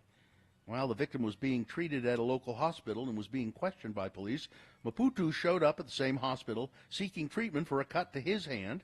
He was positively identified by the victim and a witness in the waiting room of the hospital. In the waiting room, Maputu said to the victim, "I'm not done with you." The officer who heard what Mr. Maputu allegedly said took him into custody. Maputu, however, refused to give the officer his name and even had a fake name on his hospital wristband. Neither man's injuries were considered to be life-threatening, but we may not have heard the last of this fight. During his term, President Trump regularly took credit for a booming stock market during his first term, citing soaring share prices as a measure of his success in office. He's not doing that so much right now. Oh, really? No. He's blaming someone else? The stock market is, well, having some problems. But since his inauguration in January, Trump has been relatively mute about stocks.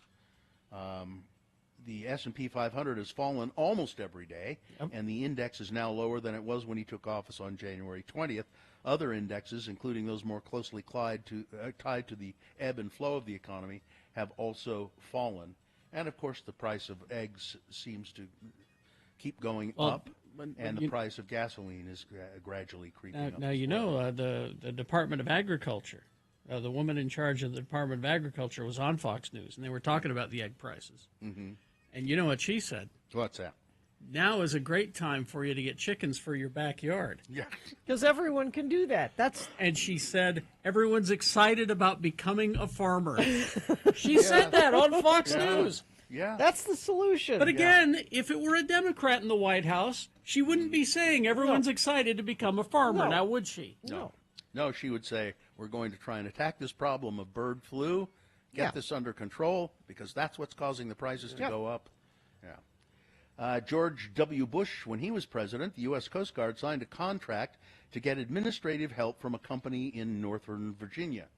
It paid $144,000 for the contract, and it was completed by June 30th, 2005. That was 20 years ago. Presidents came and went. Well, last week, Elon Musk's restructuring team DOJ, said it had just canceled that long-dead, already completed Coast Guard contract, and in so doing saved the U.S. taxpayers $53.7 million. Again, taking credit for work they didn't do and The blaming claim work posted- they did do on somebody else. The claim posted on the group's wall of receipts bewildered experts on federal contracting, and there were others like it. Even after Musk's group deleted several large erroneous claims from the website last week, the New York Times found that it had added new mistakes, claiming credit for canceling contracts that had actually ended and been completed under previous administrations. These are not savings, said Lisa Shea Munt, whose firm, The Pulse of Govern, tracks federal spending. This money's already been spent. Period. Point blank. There are no savings here. Yep. These are just mistakes. Let's see. Donald Trump continues to betray longtime U.S. allies by shamefully comparing Europe to gang rapists and murderers. Oh, What? We should spend less time worrying about Putin, as I heard one Southern legislator, I forget the guy's name now, yesterday, going on and on about Vladimir Putin.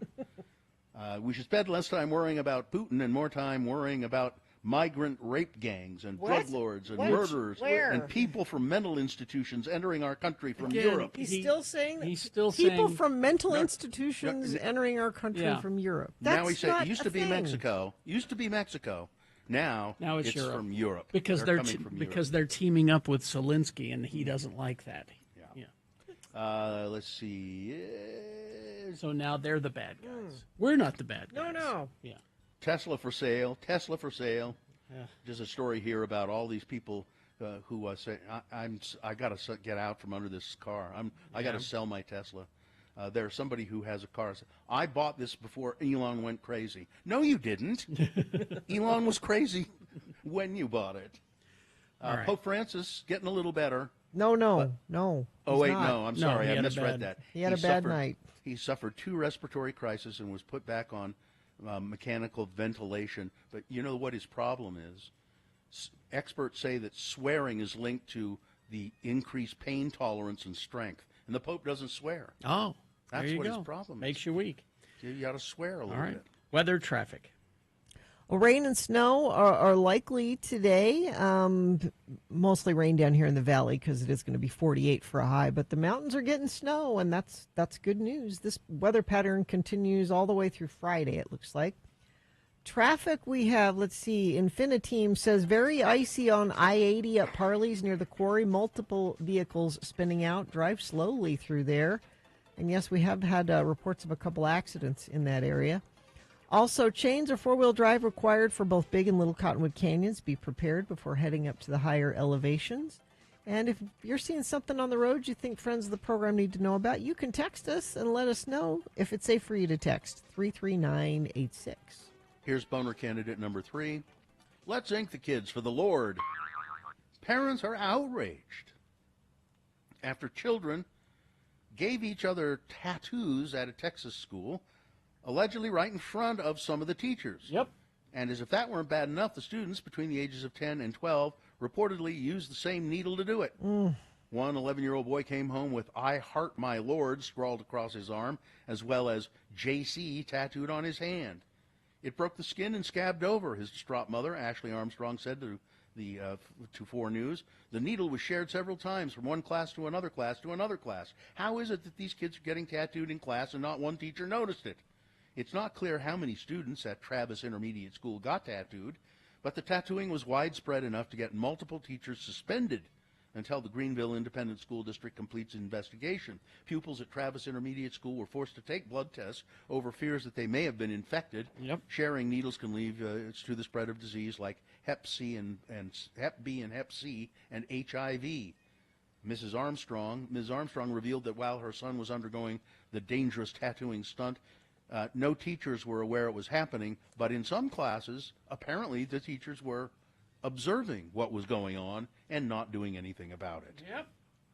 Boner candidate number 3. Let's ink the kids for the Lord. Who's down with G.O.D.? All right. Let's review the first 2 and vote. Boner candidate number 1. Them kids was fighting good. That's a youth detention center in California, a juvenile hall. And they not only did they let the kids engage in gladiator-style fights, it appears that the guards even, in fact, encouraged it and stood around and watched and laughed and took videos of it. Boner candidate number 2, if you misplace your illegal drugs, don't text someone about it.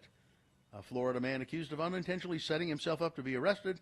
He was thrown out of this house that he was staying at, and he sent a text message to the homeowner saying, "Hey, I left my drugs on the nightstand there. Could you get those for me?" And he did that while the cops were there investigating. And Boner candidate number 3, let's ink the kids for the Lord. All right. Time to vote for Boner of the Day. 1, 2, or 3. Remember your candidate number, the one that you think should win. Put that single digit in the message of a text, and then text that to 33986. Which one of these 3 is the worst? Which one should be Boner of the Day?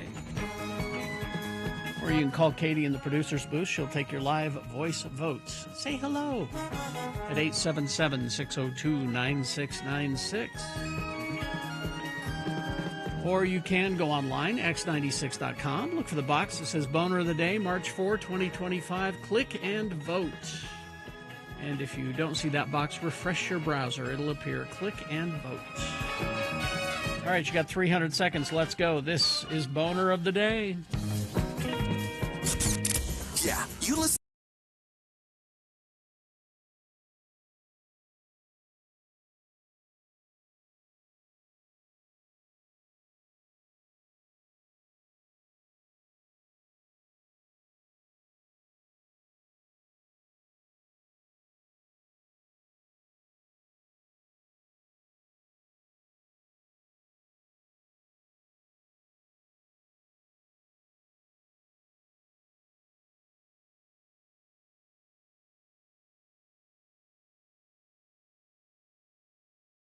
Places. Oh, they are. They are just I terrible wouldn't places. know. So this is based on a recent experience, like 10 minutes ago. Okay.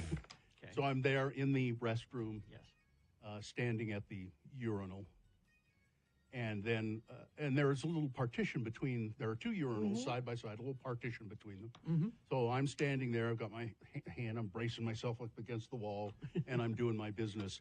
And somebody comes in. And I don't see who it is, and stands, goes to the urinal to the right of me. Yeah. And the first thing that happens is I hear, shoo. and then as I'm standing there, and whoever it is standing there, and part way into his business, I hear, oh man, Really? oh, Really? yeah. Oh. You know, you don't have to make those noises, you know. And I'm just standing there going, now, by this time, I am completely done, but I don't move. No, I'm going to wait for that person to be done and leave the restroom, which I did. As soon as I heard the hand washing was over and the door opened, I mean, I went and washed myself. I'm happy that he's enjoying the experience. I guess. So much. I guess. I don't think I vocalize when I, certainly not. Maybe I do. I don't know. I'll have to check next time. But I certainly wouldn't do it if somebody else was in there. I don't know, because I purposely stay out of the bathroom if someone's already in there. If I open the door and I see somebody in there, I'll turn around and I'll leave. That's what I do too. Because I like to have my privacy. But you do vocalize every morning, and I keep thinking, should I ask if he's okay? Oh, when I first come in? When you get here, I know. There's a lot of sighing. And I keep thinking to myself, should I ask if he's okay? Yeah, you're right. I know I do that, and there is a reason. To be very honest, I am in considerable pain. I'm sorry. That's the reason. Okay, And then I won't ask. I have my back is not treating me well, and that's pretty much what it is. I'm sorry to hear that. But I mean, I'm like when I'm sitting here, You're fine. Just pretty much. you know. There's just, but when if I've been moving and walking into the room and carrying my bag, and it's like, Do we need to get you a jeez. porter? A porter. Well, listen, that'd be Needs nice. a porter. That'd be nice. Carry your Where do we get a things. porter? You know, I'm tempted to start. When I go to the grocery store, I always, even if I can get one item, I get a cart because I can, can lean on on the it, cart Mm-hmm. and use it. I'm tempted to start using those little Oh, the electric scooters? Yeah, the little one you drive around the store. That'd be fun. And I could. That's what they're there for. I mean, you've got a pass, right? Yeah, I mean, I have a handicapped pass for my There car. we go. But you don't need that for I don't think they Just even take it. Here. I don't know. I feel weird doing it though. That's what they're for. I need to get a little exercise. I think that if you're going to do it, but commit to it. Yeah. And when you go past somebody, go, wee! Or if there isn't one there, complain to the management. Complain to the management. There you go. I have a funny bathroom story. Okay. A public bathroom story. Okay. And Bill will like this because I tend to attract weirdos in public bathrooms. There was the incident years ago at a truck stop in Panguitch. We won't get into that one. Oh. I'll tell you that after. But so I'm going to the Duran Duran show. This is Saturday night, right? So I'm at the Delta Center. There's like 20,000 people. It's sold out. Great show, by the way. But before Duran Duran goes on, I have to use the men's room. So I go and take care of my business. I'm at the sink washing my hands, okay? And I see in the mirror a dude kind of looking at me. And I'm like, oh, he probably knows that I'm Todd Newcomb because, kind of obvious. But I don't think he did. He's like, whoa, you got blue hair, man. It's like a blue Skittle. Yeah, blue Skittle. Yeah, blue Skittle hair. And he's obviously had a couple of beverages, And I'm just kind of like, yeah, okay, hey, great. And that was it. And I tell my wife that just happened. And then we go and we watch Duran Duran. So the next night, you're not going to believe this. The next night, it's The Cure. Okay. So we go to the Delta Center again. Yeah. And we're seated on a completely mirror opposite side of the arena. Okay. Totally different seats. And before The Cure goes on, and go do my thing in the men's room, and I go in there, and I'm at the sink again, and I'm not even kidding you. The same dude. I look in the mirror, and it's the same guy. Whoa, blue Skittle hair! You're here again! Woo! And at that point, I high-fived him. We did a one-arm embrace, and I'm like, dude, we got to hang out. So 2 nights in a row. So you made a date with a guy in a bathroom is what I'm getting from this. Apparently I did because of my blue hair. And I'm blue Skittle hair, at least in his book. But that's just the weirdest thing that 2 nights in a row. It is odd. Different crowd of people. I mean, a lot of people were there for both shows, but God, that was just bizarre. I'm surprised he didn't know who you are. I almost thought of saying, don't you know who I am? I was going to say, yeah, 986. Our governor just tweeted this. What? Okay. In reference to what Carrie just played. Yes. Excluding gold exported to the UK for refinement, Canada and Mexico are Utah's 2 largest trading partners for imports and exports. Look like we're all about to find out if everything I learned in my poli-sci economics classes were wrong and if Elder Smoot deserves an apology. Was Smoot a Mormon? Reed Smoot, yeah. Yes, he was. Huh. But Spencer, you voted for this. Yeah, this is what you Now, voted for. he's warning that this could be very bad for Utah. He says, I have assembled a team of experts to monitor the effects of these tariffs on Utahns and report findings, good or bad, as they become available. He's warning you that it's going to be bad. Let's announce the winners of the bonus and then talk about this a little bit for a second, okay? All right. This morning's boner is brought to you in part by Turkey Noodle Soup. And Squatters Corner Pub, it's now open at Valley Fair Mall. Corner Pub carries on the tradition of the iconic Squatters downtown, serving lunch and dinner daily with brunch on the weekends. Pouring the best local beers, stop by Squatters Corner Pub in West Valley today. The one that came in, the one that won, I was kind of surprised. I thought Let's Ink the Kids, number 3. Kids getting tattooing each other and teachers watching. Well, and it was it got 90 votes. It didn't get trounced, but no. But Boner candidate number 1, the gladiator kids at the detention center, wins Boner of the Day with over 100 votes. Boner candidate number 1. There you go. It's your Boner of the Day for today, March 4, 2025. Now qualified to be Boner of the Week. Now, I'm not sure I heard all of the thing that Carrie played. So it's that bit from Ferris Bueller. Okay. Where he's talking about the tariffs and did they mention help? Reed Smoot in Yeah. it? I didn't. Yeah. It's the Smoot something tariff act. Reed Smoot. He was Secretary of, I don't know, Commerce or something like that. There have been, but at any rate, I was thinking about tariffs, and everybody says, and it's true that when you put a tariff on products from another country, Trump's putting tariffs on things from Mexico, from Canada, from China.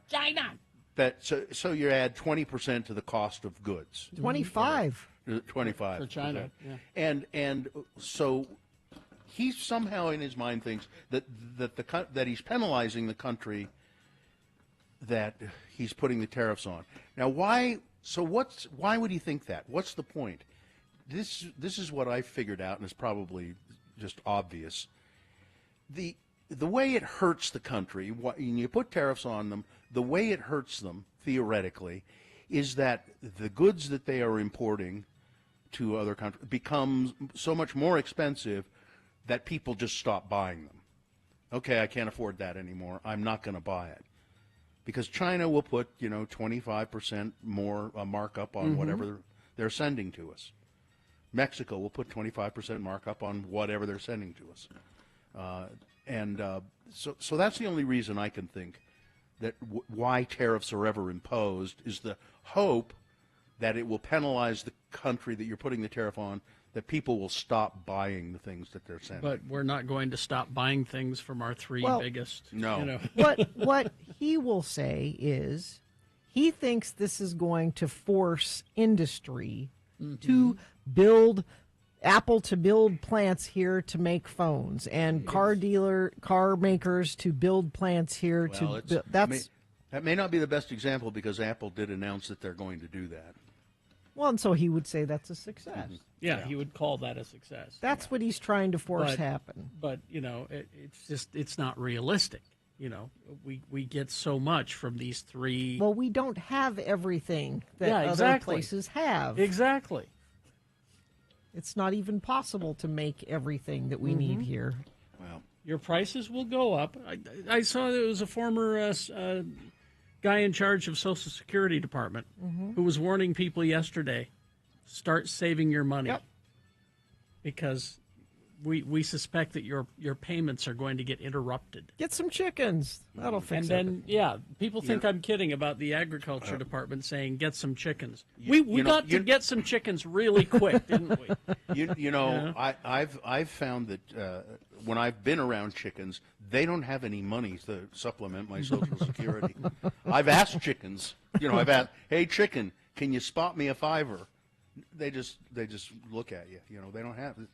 They don't have money. And Walmart gets most of their stuff from China. Well, yeah. And that's where most of America shops, is at Walmart. So my husband's business, and I've never knew this.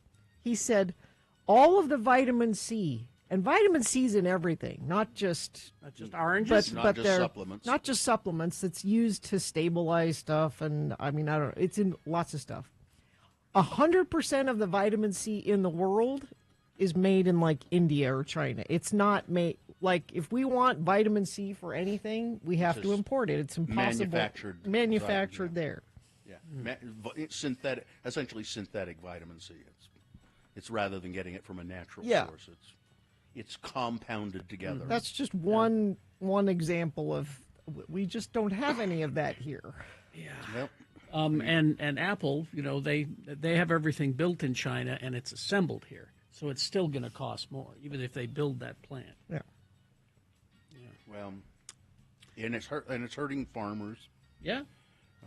It's just no. They're it's now patriotic to pay more for eggs as opposed to 3 months ago. It's patriotic. When it was all that darn Joe Biden's fault. Now it's patriotic to pay more. So, some people are saying that it's I need to help support the Trump effort. I'll pay extra for eggs. That's what but 3 months ago it was a crime and he should be taken to jail.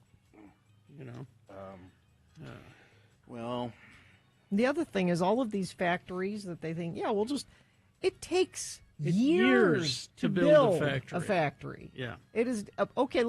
Great. We're going to start building everything here. We're just going to wait. What are we going to do for 4 years? Yeah. Well, save your money. You're not getting Social Security, and we don't have the infrastructure to build the plants that we need. It's going to be an interesting time. Interesting is a word. I would like to see. Yeah, I prefer to think of it as being interesting. I'm going to sort of sit back, and fiddle play my fiddle while it happens. All right. But it's I don't understand how people are not seeing things clearly, but it'll be interesting to see what the Democrats do. Nothing. Yeah, that's the other thing. All right. Let's see. Let's take a break. We got Tech Talk with JD. He can tell us about all those things that we won't be able to afford to buy soon because they're all made in China and elsewhere. Let's see. Traffic, please. Vehicle fire, southbound I-15 Beck Street, North Salt Lake. 2 right lanes are blocked. Traffic backed up to Woods Cross. Crash eastbound I-80 just before the Mount Airy exit is blocking the 2 left lanes. Traffic backed up, all the way down the canyon, it looks like. That's not good. No. And whatever you're seeing on the road, you can text us and let us know. 33986. All right. We will take a break. We'll be back with Tech Talk with JD. Coming up after these, stand by. Hoops Vision Correction, HOOPES Vision.com. Yes, indeed. You know, spring break is here, and if you want to go out and have adventures, let's say you go down. You know, when I went down to PAL for the first time in my life, I was wearing an expensive pair of $300 prescription sunglasses. You know where those sunglasses are right now? Yep. The bottom of Lake Powell. That's right. And contact lenses, you lose. Listen, get rid of your glasses. Get rid of your contact lenses. It's Hoops Vision. They have the remarkable wavefront LASIK procedure at Hoops. You can experience clear vision in every moment without worrying about pollen and dust getting in your contact lenses or losing your glasses to the bottom of Lake Powell. That was such a pisser. Oh, man, it made me mad. Right now at Hoops Vision, and Carrie and I can both attest, this is a simple procedure and it doesn't pay. It's not painful. Oh, yeah. You lay down 15 minutes, you're it's up. over. Yep. You can see. $800 off right now. Make your appointment, 877-30-LASIK, or you can do it online at hoopsvision.com. Did you know you could stream Radio from Hell on the X90?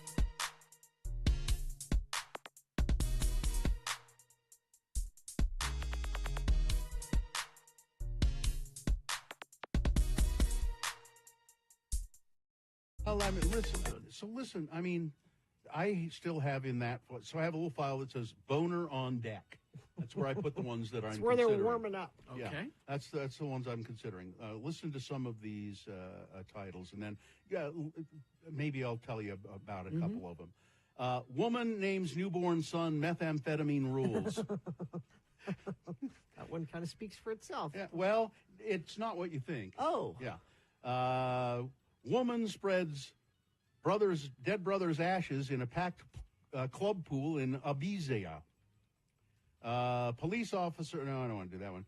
How about Gilbert Arenas podcast slams Utah. Move the Jazz to Seattle, he says. And it's just him slamming Utah. Okay. Aussie man fined over $2,000 for taking his pet python surfing. I have questions. He was just on a surfboard and the python was around his neck. And so he's Yeah. like, oh, look If, at me. if you fall and the python Yeah, that's why he got falls- fined. Exactly. Yeah. Teen dresses up as married woman to rob bank. How do you dress up as a married woman? As you can see, I'm married. I'm a giant. I'm here to take money out of my husband's account. I think that's exactly You what know, he did. My husband. Yeah. Teacher cuts girl's hair without permission. Now here's one you really might want to hear this one. Okay. Trump aide Cassidy Hutchison claims Rudy Giuliani groped her on January 6th. I believe it. Yeah. And you want to hear? I saw the Borat movie, so, you know. You want to hear any of these? How about let's woman names newborn son methamphetamine. Yeah, when you're saying it's not what you think, Yeah. I'm curious what that means. Yeah, and I've had this in the file for a few days. It's New South Wales, Australia. An Australian journalist, Kirsten Drysdale, is currently in a newborn bliss bubble, having recently welcomed her child with her husband, Chris. There's just one problem. Her son's legal name is Methamphetamine Rules. What? The New South Wales... Well, that's just too hard to spell. He's going to have a hard time in kindergarten spelling. Well, they call him MR. The Registry of Birth, Deaths, and Marriages. Now, see, so you think, oh, well, she's the boner candidate, right, for naming her kid? No, that's not where it is. The registry let the name slip through the cracks during its submission process, despite offensive terms being prohibited. A spokesperson told News.com that they've since strengthened their system to avoid it happening again. Okay, mistakes happen, but why would Drysdale name her child Methamphetamine Rules to begin with? She is a TV presenter and been working on a story which aims to investigate the answers to viewers' burning questions. One of them was, what can I legally name my baby? While researching for the story, the heavily pregnant Drysdale was trying to decipher what the register default names a child if a parent's first submission is rejected. Okay. And she wasn't getting a clear answer from the government. She was about to give birth. She decided this was perfect timing to take matters into her own hands as part of the story. Okay. We thought, what is the most outrageous name we can think of that will definitely not be accepted by the registry? I see where this is going. It was really just a lighthearted, curious attempt to get an answer to the question. She thought for sure they're going to reject this. Well, imagine Ms. Drysdale's horror when her initial outline submission listing her son's fake name was approved very quickly. Weeks later, Drysdale got quite the push present when the official birth certificate arrived in the mail, and right there on the official birth certificate, Methamphetamine Rules. I don't know how this slipped through, said the manager of the registry. I don't. Possibly they thought methamphetamine was a Greek name, said the reporter. They haven't really given us a clear answer how this happened. Hi. So my name's Methamphetamine Rules, but you can just call me Meth. It's that's interesting. I know, and so the registry would have been the boner candidate there. I don't. So now I'm going to have to, and then the Rudy Giuliani one is just.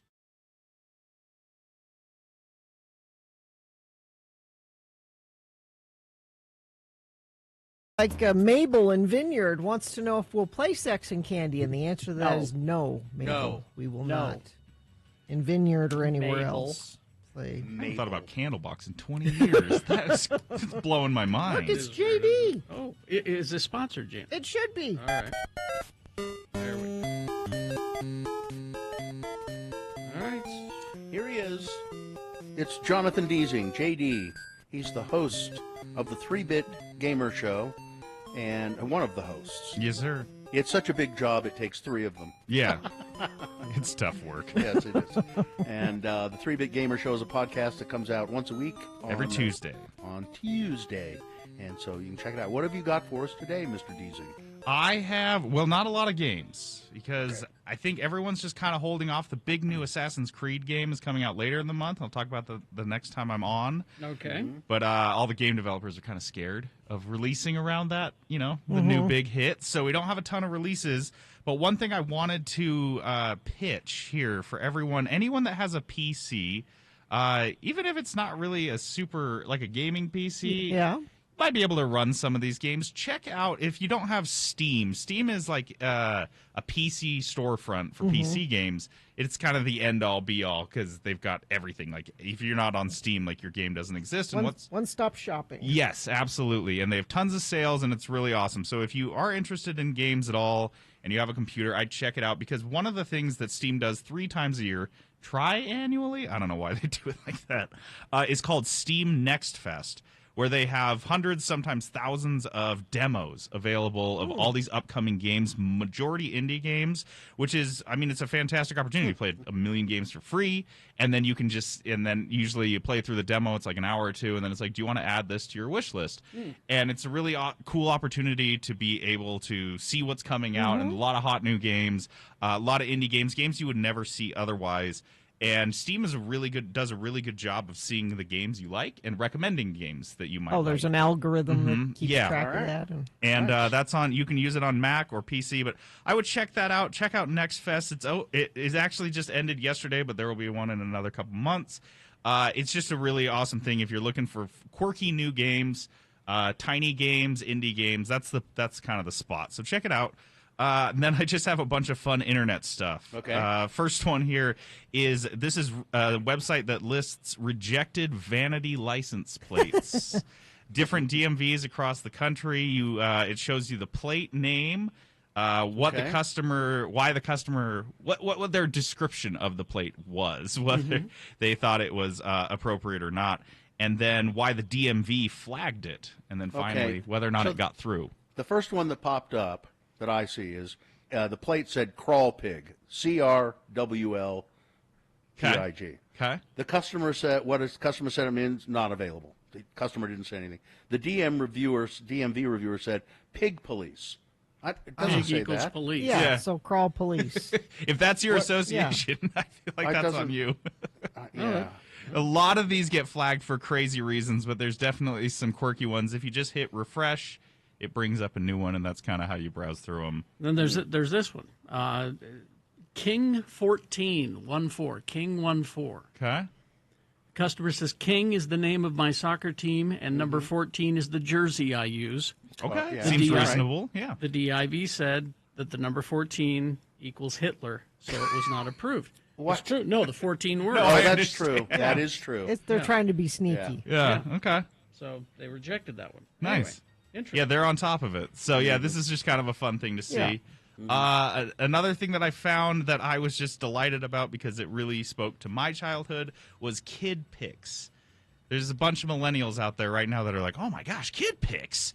It was like Paint before. Oh Paint. yeah, I remember this. I had it on my old Macintosh, and it was essentially just like a drawing software where you And could you use your mouse. cursor to color things. Right, Yeah. and you can just draw. I showed this to my sister. She said her nephew ran their printer dry, Yeah. printing off all of his Yeah, yeah. masterpieces. So this one I spent probably way more than I'd like to admit on. Well, as a child, but obviously when I found it more recently. It's kind of satisfying. Yeah, it's kind of silly. I'm drawing a kitty. Yeah, and it's just cool to see the tools that they had way back then, and like what we. There you go. Oh, Kitty. nice. Oh, you did draw a kitty. I drew a Carrie. kitty. Yeah, we don't need Photoshop. We got Kid Pics. What Kerry else? knows how to draw. He'll deny it, but he really does know how to draw. Are you doing that like with touchscreen? With my finger, yeah. Kid Pics works with. Wow, dude. You got an yeah. iPad? You're gonna lose Now I'm more gonna have to time, boot yeah. it back up. iPad. I've also got here is this was kind of cool because I love movies and I also love. I struggle to find them. I don't trust streaming algorithms that are just like, look at this movie, look at this movie. In fact, what I've been doing a lot lately is I rent movies from the library and then I make sure to watch all the trailers that are attached to that DVD, and that's how I find new movies. Oh, okay. Like just kind of obscure trailers. Well, this is a very cool take on that. It's called Next Flick. Nextflick.tv. Try to say that without saying Netflix. Next Flick, which is just an endless stream of trailers. And probably movies you haven't heard of. Oh, or- I went through it. Because you just hit refresh to pull up a new one, and I would say I probably had heard of 10% of the movies that are listed here. And it's kind of nice because most of the trailers are under a minute and a half, and instead of just like spending 30 minutes on Netflix browsing through movies you're never going to watch before you just end up watching Tiger King again, you just hop on here and just throw it up and just. I want to know what this one is because I refreshed and it said this video is private. Oh, it must have been a very serious I trailer. want to know what it is. Yeah, so this is just kind of a fun thing if you love movies. Nextflick.tv. And then the last thing, this is a serious time waster. Okay, I've been playing this, and now I'm hooked. Yeah, because at first I was like, this is dumb. If you're into Tetris, you would probably love this. I saw it described as slow motion Tetris, where you're forced to stare at your mistakes and regret them. It's called 368 Chickens, which I think It's a lot of chickens. it's the exact number of chickens it takes to realize you've wasted way too much time on this game. It is like Carrie said. It's Tetris, but imagine you've just got the board and you get to put your pieces wherever. It's kind of, or like Dr. Mario, kind of that similar vibe. Yeah. And you're just matching chickens, and you're trying to get from 368 chickens down to 0. If I'm not mistaken, I do believe it tracks you with cookies, so you can just close it and come back, and you'll keep your chicken. Oh, you don't have to I start don't- all over. I see. I don't know what I did, but it says, congratulations, you rescued the 368 chickens in 0 attempts. Wow. The chickens are very grateful. Now you have rescued all the chickens. You can no longer play the game. How Sorry. did you do that, Bill? Yeah, I you're good. don't Dude, know. because somebody at your house probably already played this. Oh, okay. Could be. Yeah, so they already found and saved all 368 You have a chickens hero for you. living with Wow. you, Bill. Yeah, so you're That's all taken amazing. care of. It's harder than you'd think. Yeah. It was easy for me. Well, yeah. Apparently. Bill had no problem with it. All right. Is that it, JD? That's it. I like the chicken game. I'm loving this. Yeah. How's the how the cupcakes cupcakes? No, Cookies? cookies. They're cookies. How's the cookies coming? They're amazing. We actually have a king cake cookie this week. Oh, yeah, no today's- plastic baby. Today's for- Fat Tuesday. We haven't even for mentioned Mardi that yet. Gras. Yeah, we also have yes, we have a king cake. We have a French silk pie. We got all sorts of Mardi Gras cookies. Now, you say there's no baby in the cookie? No, we couldn't fit them in there. We tried. We This tried. is, this is at you work at Crave Cookies. Crave Cookies. Yeah, come down to Crave Cookies, Draper. I'll hook you up with a king cake. All right, Jonathan Deasing. Thank you, JD. Thanks, guys. All right. Traffic, Gina, please. So crash southbound I-15 80th South, milepost 296. Of a stalled vehicle northbound I-15 SR92 exit, milepost 284. The center lane is affected there.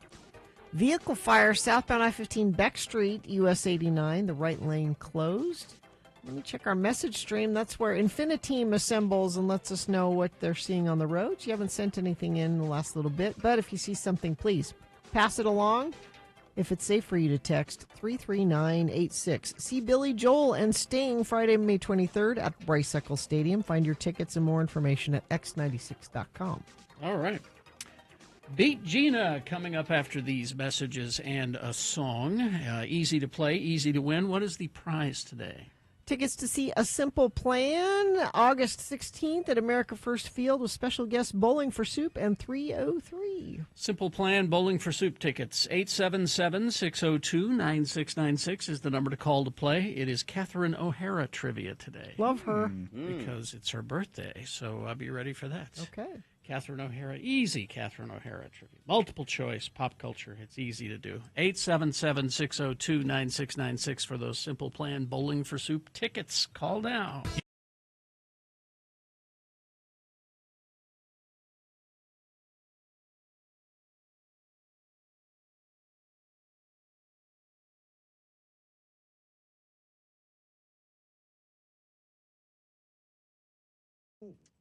We had this sense of impending doom, and we were trying to I have it today as well. You do have it Oh, today. sure. Every day. Every day. Every day. So we didn't quite get rid of it, but how we were trying to get rid of it is we were watching videos of animals, and specifically animals and vegetable matter interacting. There was a cat eating a red bell pepper. Yeah. And he was Enjoying it immensely.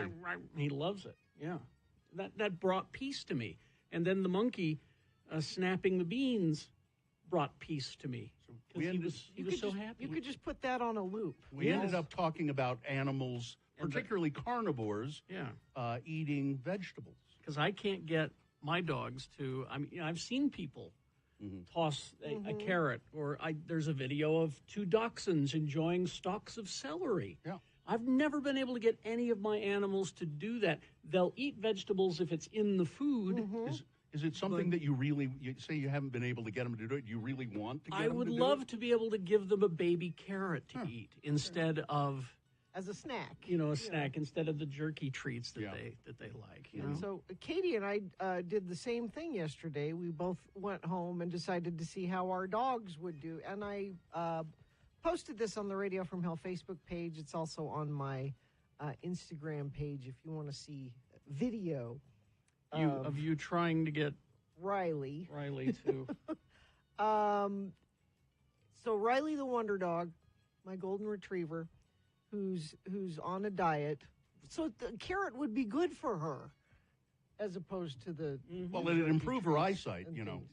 Because you eat carrots, they improve your eyesight. And Riley has a body clock that you could set. Oh, you have it. He likes to tell me that it's dinner time. Is it dinner time? Right now? I was going to see if maybe for dinner you wanted a carrot. Do you want a carrot? Here. Let's see. What is that? What is that? No. Nope. A carrot. They're good for you. Nope. Takes it in the mouth and then Is it drops dinner it. time? The carrot's right there. You don't. No, she. Well, you know Then what? she leaves. Gina, what you should have done is say, all right, then, no dinner for you unless you eat the carrot. Well, here's what I did. So Riley has this amazing body clock And at 4 a.m., she gets breakfast because Yes. that's when I'm up and that's when she gets. Our dogs are on the same similar clock. Yeah. Which means 12 hours later, 4 o'clock in the afternoon, that's dinner time. 3:30. Hudson starts pounding on. Yeah. You know. And she will come get me. This dog sleeps 23 hours a day, but she will wake up and come find me in the house and tell me it's dinner time. So I thought, she's hungry. This is the perfect time to try the carrot because she wants. She wanted absolutely nothing. Well, then I mean, you should have just said there will be no food until you eat your carrot. I tried, and she twice I called her back, trying to be like, okay. I guarantee you, within 48 hours of no food, she'd eat that damn carrot. 48 hours. Should I do the Mommy Dearest thing? Do you remember this in Mommy Dearest? Oh, the you have to sit there until you eat it. And so Mommy Dearest ordered a rare steak for her daughter, and her daughter's like, I don't want to eat it. It's bloody. I don't want to eat it. And for 3 days, every meal she served her the same steak. Same steak. You're not going to waste this food. That's sort of the plot for the book, the wonderful book, Bread and Jam for Francis. Darling, rare meat is good for you. The doctor said so. Where Francis, the little badger girl, will eat nothing but bread and jam, breakfast, lunch, and dinner. Yeah. Bread and jam for Francis. And finally, her mother says, just let her do it. She'll get tired of bread and jam finally. And when she does get tired of bread and jam, they say, well, we're sorry, that's all we have. Bread and jam. To teach Francis a lesson. I don't think Francis needed a lesson. Yes, she did. Badgers need lessons. She's a badger with a dress on. She's a badger with a dress on. She needs a lesson. I think you really should have just made the dog go hungry and tell him. I see here people are suggesting try a little peanut butter on the carrot. Well, you put peanut butter on anything. Well, they'll yeah, eat it. exactly. Dogs like peanut butter? Oh, yeah. Oh, they love it. So your dog has this clock where at 4 a.m. Yep. They'll come in. My cat has the similar thing. At 9 p.m., he'll start yowling like he doesn't know where he is and he's all alone. Oh, that's sad. When there are people around. And you go find him? Well, he's just in the next room. Like all he has to do is walk around the corner and then see that we're there and hide under the couch because that's what he does. Yeah, I have to feed her at 4 a.m. on Saturday and Sunday too because she doesn't know it's Saturday. That is breakfast now, time. see, that's the one thing where our dogs are different because our dogs sleep in with us on weekends. They're not demanding breakfast that early. That's because you, Carrie, have made it clear to them that you will sleep in on Saturday and Sunday. And I'll go back to bed, but this is breakfast time. This is when we do this. It's your fault. You've trained me to get up at 4 a.m. That's right. That's correct. And you should be able to train Sadie that on Saturday and Sunday, you don't get fed until 9 a.m. Please, Bill, Sadie is long gone. Oh, Yeah. Riley. That's right. My rotating cast of golden retrievers, it's hard to keep up with. That you give names that most people give their golden retrievers the they same name. appear on every list of most popular. Golden retriever Sadies are. If you went into a pound with golden retrievers and yelled Sadie, they would all 10 come. dogs would come. I parboil the carrots for my dogs. Maybe that's it. If it was soft. Oh, this was just a raw carrot. This was a raw carrot. Yeah. That's what I'm saying. Maybe if it was soft, it'd try go that. for it. Try zucchini. My dogs love it. You have to cucumbers also. Gina, with the carrot, if you want to soften it up, you can't just put it in water for a while. You have to steam it. No, it won't just soak up the water. Don't put it in the sink. Like a cracker. No. Now see, people are helping here. Oh, okay. Get out your peeler. Okay. And shave some carrots into the food, just a little bit, so that's what that is. Oh, okay. And then maybe. That's smart. I like that. Here's what I'm going to predict will happen if you do that. Riley. Riley will eat around the carrot. There will be nothing left in the bowl but little carrot shavings. Tell you what. Could happen. I will experiment with that tonight. The parboiling is maybe makes a little more sense. Be harder to eat around. Because let's be honest, Riley is a chunk. She is. God bless She her. is a chunk. I was looking at the video, and I'm like, I took her to the vet, and I said, please tell me she has a thyroid problem. I want to give her a pill to fix this. And the vet said, her thyroid is fine. She's obese. She's on diet dog food. She's a chunk. She's obese. Because? On this day in 1966, Patrick Hannon, the drummer for the English alternative rock band The Sundays, was born. Oh, okay. All right. Is this a sponsored feature then? X96 welcomes Simple Plan August 16th at America First Field with special guests Bowling for Soup and 303. You can find details about that show at x96.com. Well, we know you're trying to hide, but there's no avoiding the next few minutes of radio airtime. That's right.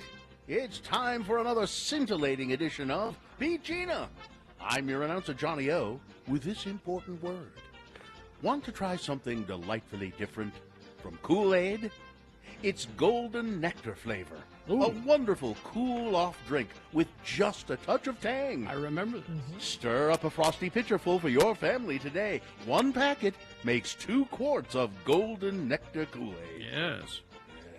And now, here he is, the tangiest game show host at work today, Kerry Jackson. Ah, thank you, Johnny Ola.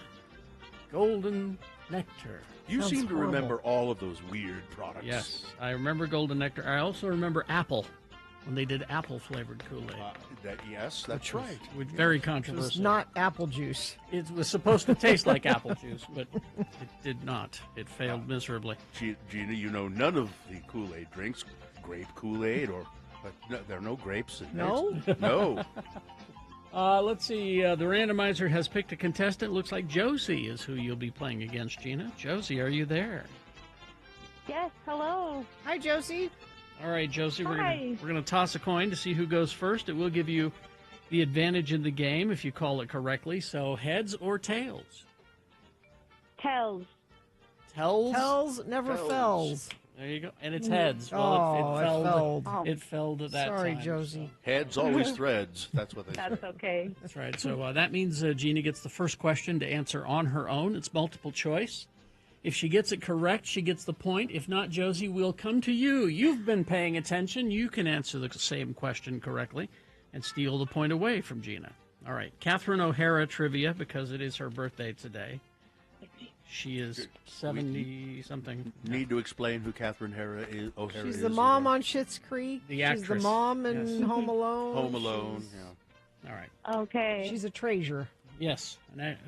She's not an American treasure. She's a Canadian treasure. She's Canadian, but there you go. Well, then why are we doing this? I don't know. All right, let's get this going here. First question for Gina. Gina. Yes. In Schitt's Creek, Moira, the character that she plays, claims to have made a dish for her family all the time using her mother's recipe. What was this dish that she claims she made all the time using her mother's recipe? Was it 1, let's give them pumpkin to talk about? Is it 2, my big fat Greek spreading? Is it 3, baba ganoush? Or 4, chicken enchiladas? Chicken enchiladas. Very good. Wow. There we go. Point for Gina. Now to Josie. Josie, when Catherine O'Hara was participating in Danny Elfman's 2013 live The Nightmare Before Christmas event, that's where they perform live an on orchestra, stage with an yeah. orchestra and the movie behind them. What did she receive when she participated? Was it 1, a life-size Sally statue, 2, a standing ovation, 3, $50 in Kohl's cash, or 4, a laurel and hearty handshake? 2. Standing ovation is correct. Standing O. The score is tied 1-1. Gina, Moira on Schitt's Creek is dismayed to learn that she can no longer find what online? Okay. Was it 1, her favorite peanut brittle recipe? Excuse me. Is it 2, nude photos of herself? 3, MySpace. Just all of it. Just all, not just her page, but Yeah. all of it. Okay. Or 4, an honest podcaster. They were her nude photos. David. 2 points. One for Josie. Josie, you could tie it here. We have to find those. She was young and beautiful and wanted to. She was thrilled that they were out there. Yeah, she wanted them out there. Yeah. All right, let's see. Laurel, your question. No, Josie. Josie. Sorry. Laurel and Laurel Hardy and handshake. handshake. Okay, Yes. all right. Josie, according to Rotten Tomatoes, what is her highest rated movie by critics? Critics. By critics, the highest rated movie by critics. Is it 1, Diarrhea Planet? Is it 2, Temple Grandin? Is it 3, Schindler's Pissed? Or 4, Killed the Family and Went to the Movies? Oh. 1. Diarrhea Planet? Not diarrhea. Surprisingly, it's not Diarrhea Planet. I put that one in to trick you. And this will just keep the Gina Barbieri Laugh Fest going. No, Gina. It's the Temple Grandin movie. Temple Grandin. She played Temple Grandin? No, She played the but entire she was, temple. she was But she in was in the it? movie. Yes. Well, that Gina just Wow. won the game. Because of There you go. Diarrhea Planet.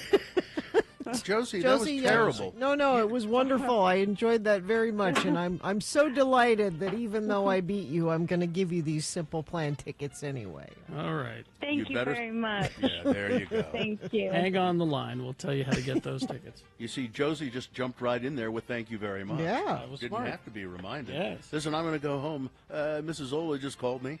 She's mixed up a big pitcher of Tang. Ooh. All right. Thank you very much. Big Boy News Now, brought to you by... Blast off into the future of space exploration at Clark Planetarium. Space, the New Frontier is playing now in the Hanson Dome Theater. Experience a second golden age of discovery on the big screen. Don't miss this out-of-this-world adventure only at Clark Planetarium.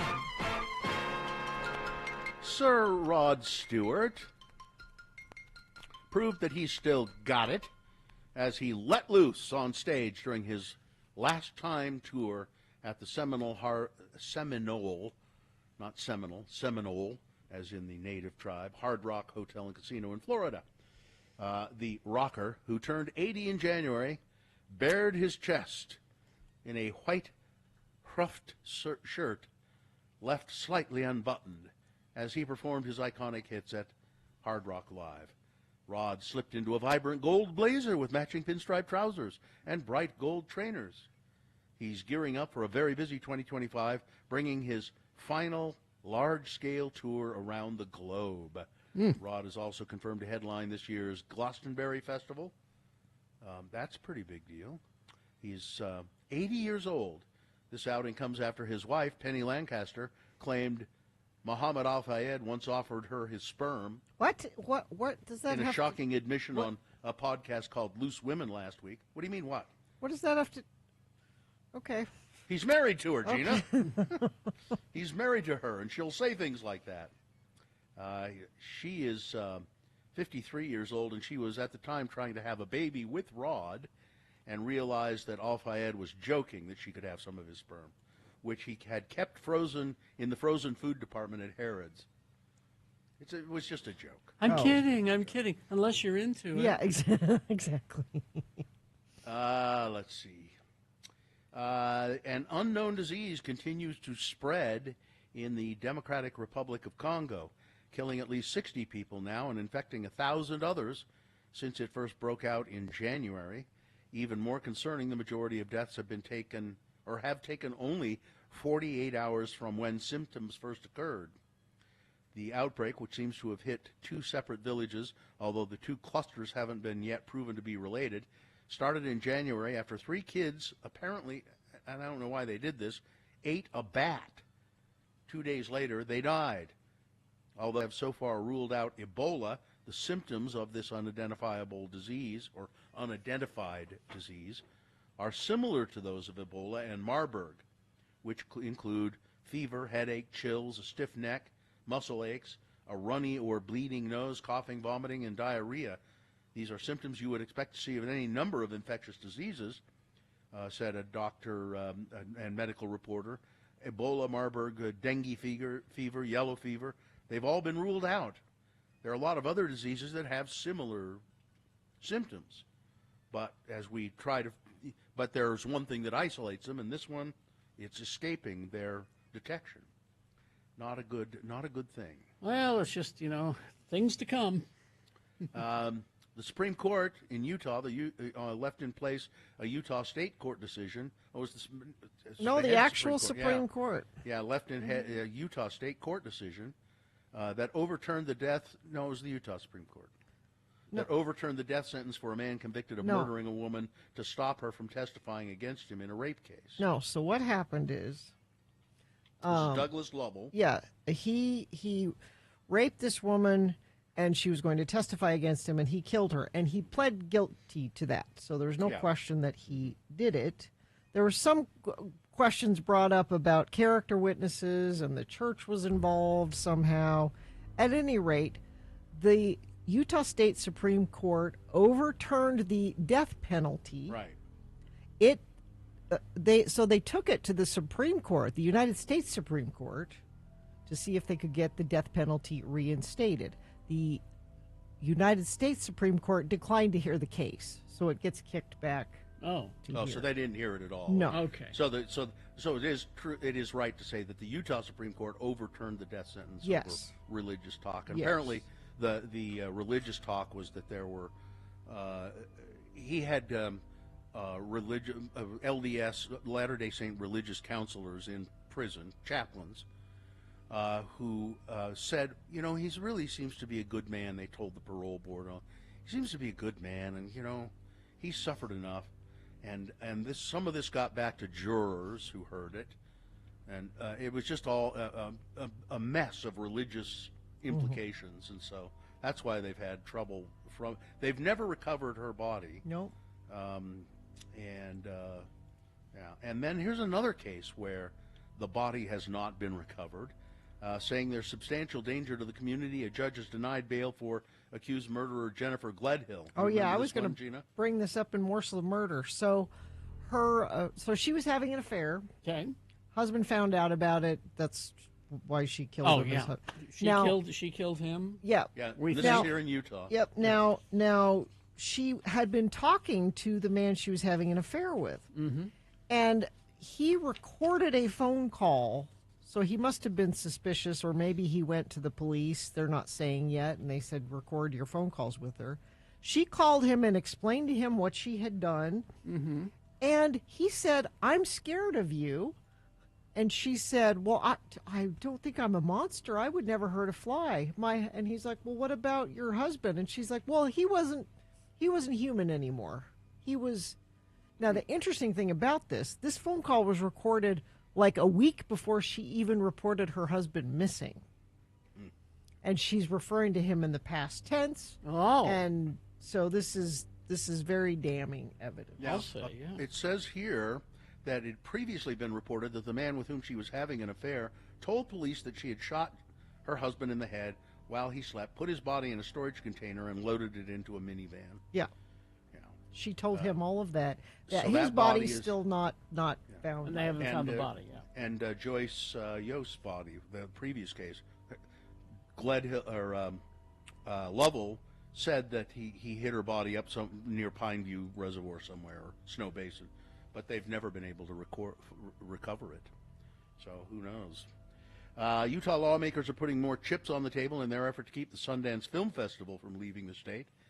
A proposal to set aside $3.5 million from the state's budget to the Sundance Film Festival was among a list of funding items released Friday by the Utah Legislature's Executive Appropriations Committee. That's more than the $3 million that Governor Cox initially announced in his budget proposal released in January.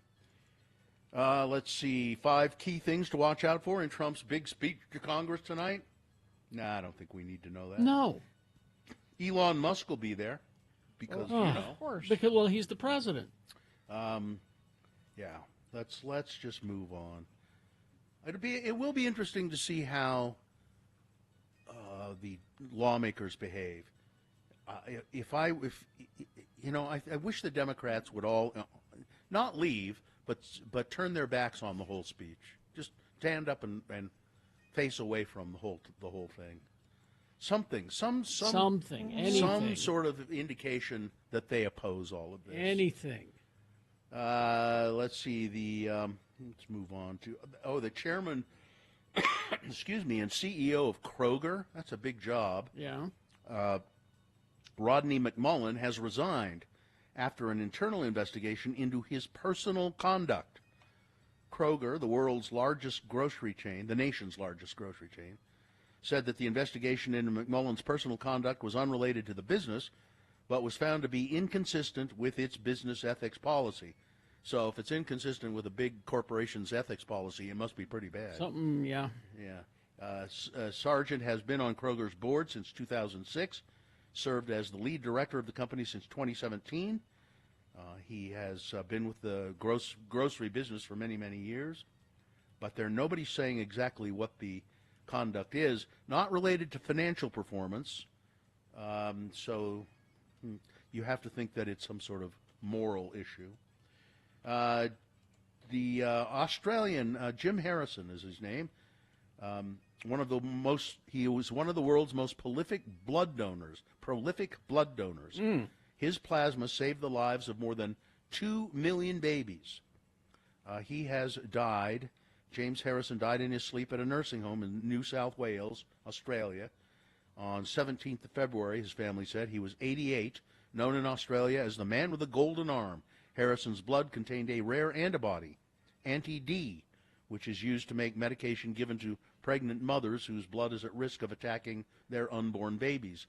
The Australian Red Cross Blood Service, who paid tribute to Mr. Harrison, said that he had pledged to become a donor after receiving transfusions while undergoing a major chest surgery when he was 14 years old. He started donating his blood plasma when he was 18 and continued doing so every 2 weeks until he was 81 years old. That's pretty amazing. And finally the Premier of Western Australia, Roger Cook, has apologized after calling U.S. Vice President J.D. Vance a knob at a pre-election event in Perth. He said, "I'm sorry, I should not have called the American Vice President a knob. He's much worse than a knob." Oh, okay. I was going to say. Much worse. Knob seemed kind of mild. Actually, knob is a pretty big insult in Australia. It refers to sexual things. Yeah. He's not. I'm sorry, I shouldn't have called him a knob. He's worse than a knob.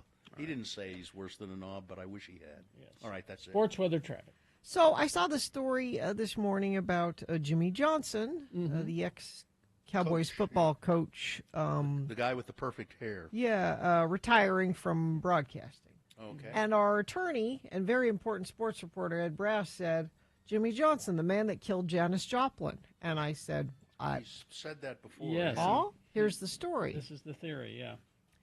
Ex-Dallas Cowboys football coach Jimmy Johnson mercilessly bullied Janis Joplin and made her life miserable when they were both students at the same Texas high school in the late 50s. Johnson used to bully her because she was weird. Johnson was a star linebacker for the Yellow Jackets. Joplin was an outsider at the school. She had dreams of becoming a singer or a painter. He and his jock friends, Carrie, these are stories from your youth. Yeah. Spread rumors that she'd slept around with people, made fun of her. They mercilessly bullied her. And there's some thought that bullying that started in high school was what started her taking drugs to deal with it. I see. She, of course, died of a heroin overdose when she was just 27 years old. If you've ever seen Janis Joplin being interviewed, now when she was performing, she was just like wild and just. But if you see her being interviewed, she was very quiet and really, kind of shy and didn't like to talk a lot. And Let's see. Other sports news. This was a headline in the Salt Lake Tribune this morning by Andy Larson, referring to the Jazz game last night. That was one of the worst professional basketball performances I've ever seen. Wow. The Jazz 134-106 loss. to the Detroit Pistons. They play the Wizards tomorrow at 5. In college basketball, Utah men, they play West Virginia today at 7. BYU men today at 7 against the number 10 ranked Iowa State Cyclones. And yeah, that's your sports. Weather. So it's this, off and on rain and snow, not just today, but this is going all the way through to Friday. It looks like we're going to have this wet pattern. 48 for a high today, overnight low 34. Tomorrow high of 52. So these daytime highs are going to tell you this is mostly going to be rain down here in the valleys, but the mountains are getting quite a bit of snow with this, which is much needed. Traffic, let's see, we have... the fire is out for this vehicle fire, but residual delays remain southbound I-15 from Bountiful to North Salt Lake, along with all the surrounding roads as people take Legacy Parkway, 89, and Beck Street as alternates to get around that. Let's see. Crash I-15 southbound approaching 90th South and Sandy, blocking the HOV lane and left shoulder. Traffic is slow through Midvale. And whatever you're seeing on the roads, you can share it with us via text at 33986. Haster Games for board games, Magic the Gathering, Pokemon, miniatures, dice, paints, and more. Haster Games, 6831 South State, or HasterGames.com. All right, we're going to take a break. And right after this, it's the Utah Word of the Day. Stand by. Listen to Radio from Hell at Home when you...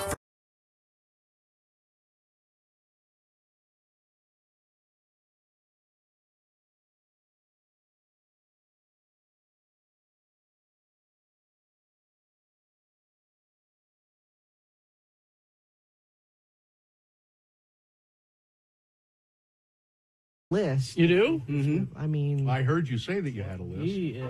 Oh. It's Radio from Hell with another list, because people love a good list. X96. The list is 5 things you should never, ever say on a second date. Should never say on a second date. You have a good first date. Things are going well. You want to Let's move do on this to again. the second date. Second date? Okay. Take a breath, relax, you're nervous. Let's see if this might be the one, you don't know. I mean, it's been a long time since I've had a second date, so let's see how I did. And I don't know who put this list together, but... All right. Number 1. Okay. What are your parents like? Now you're thinking, you're making small talk. Yeah, that sounds like small talk to me. It can sound, though, like you're already planning the wedding. Wait a minute. You're wanting to know about my family? I want to know about your genes. Yeah. What am I? Is there any madness in your family? Yeah. This says, don't assume that just because you talk to your mother every day on the phone that he does too. Oh, okay. All right. Okay. Number 2, I love babies. Yeah, that's not. I mean, I never wanted to hear that on any date, frankly. 5, 6, 10. I love babies, and you have nice wide hips. This says babies are great, but not a second date topic. Sounds like you are baby hungry, and you might scare somebody off. And this is men or women. Men or women. Oh yeah. Okay. All right. Yeah. How many people have you slept with? Ooh. Now, this is a conversation you should have, but maybe not second date conversation. Why is that a conversation you should have? Well, after you've dated people for a while, you can discuss it. I never would ask that question of anyone. Ever? Not of somebody. I mean, I might ask it of you or Carrie, but I wouldn't ask it of somebody I was in a relationship with. I have no idea. Where do you see yourself in 10 years? Oh, yeah, that's... Sounds like a job interview. I had a girl ask me that. Or they want to know if you're good marriage material. Yeah. Are you going to be making good money 10 years from now? Are you going to be doing this radio thing in another 5 or 10 years? I'm not sure. Is there any madness in your family? And number 5. Okay. Why would you say this? Do you like me? Well, it sounds desperate. Sounds desperate. Much. Kind of. And I think you'll know if somebody likes you. I would hope you would know. Would people really ask that? I don't know. This might be some people on the like list. Do you like me? Yeah, that would be an instant turnoff, I think. Because you're insecure. I was clearly. just curious. You seem to like me, but I don't know. Do you really like me? Which I'd say, well, we're on a second date. This is a strange question. I like you enough to go on a second date. Yeah. All right. So that's just five 5 things you should never say. Okay. Yeah, I don't think you should ever ask how many people somebody has slept with. If they want to volunteer that somehow, but don't ever ask. Yeah, you never ask that. For sure. We hope you'd enjoyed another list with Radio from Hell on X96. You know why? Because I think you don't want. You don't want to know. You really don't want to find out. And you don't want to answer that question either, do you? I have, but answered it. My answer is I don't remember. And that's an honest answer. It's an honest answer. It is. Yeah. Well, I won't be needing that list anytime soon, I'm sure. No, but somebody out listening might. All right.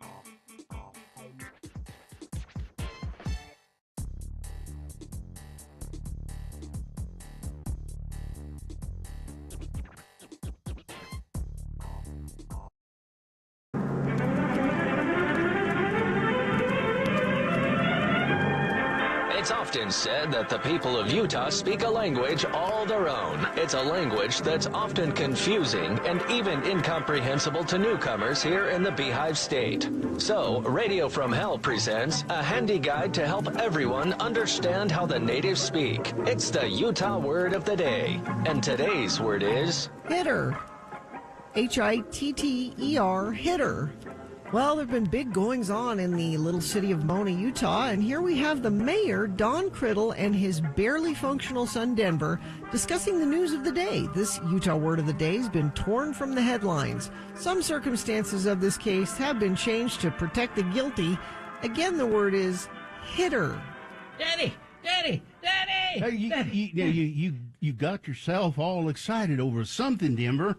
Hold up for a second or three. Get control of yourself, boy. What's got you so head up? Daddy, the guns, Daddy. All them guns. I seen them, Daddy. All them guns. I presume you are referring to the big bust that the Juab County Sheriff made the other night right here in Mona. Daddy, I ain't never seen so many guns. Have you ever seen so many guns?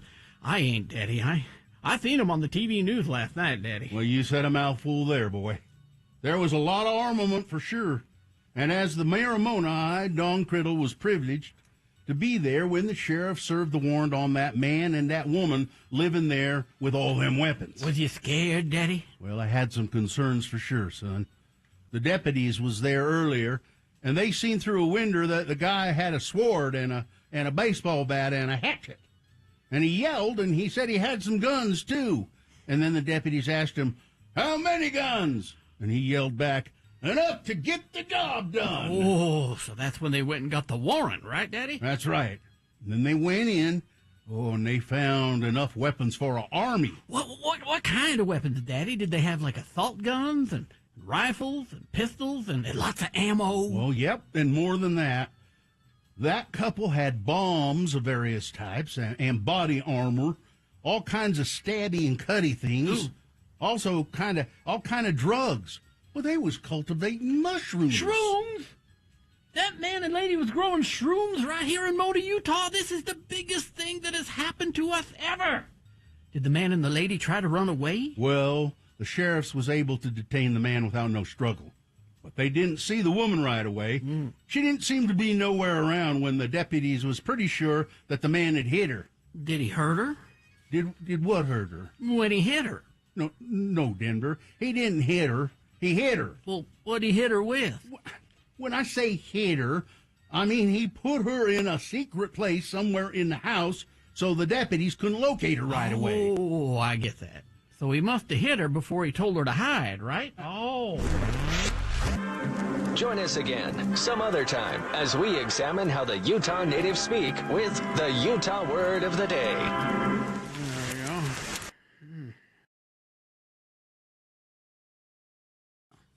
I've got a few minutes here. What did we just play Utah Word of the We Day? did. Oh, You can't hear what we're doing. Huh? No. Yeah, Bill's at home this morning. I sent you the audio. He's ill. You should have been able to hear the end of it. But anyway, I'm sure something else has changed now. You think you'll be back in here tomorrow? I don't. I think what my plan is, because as I say, I feel pretty good. I just have some congestion at the center of my chest there, and that produces mucus.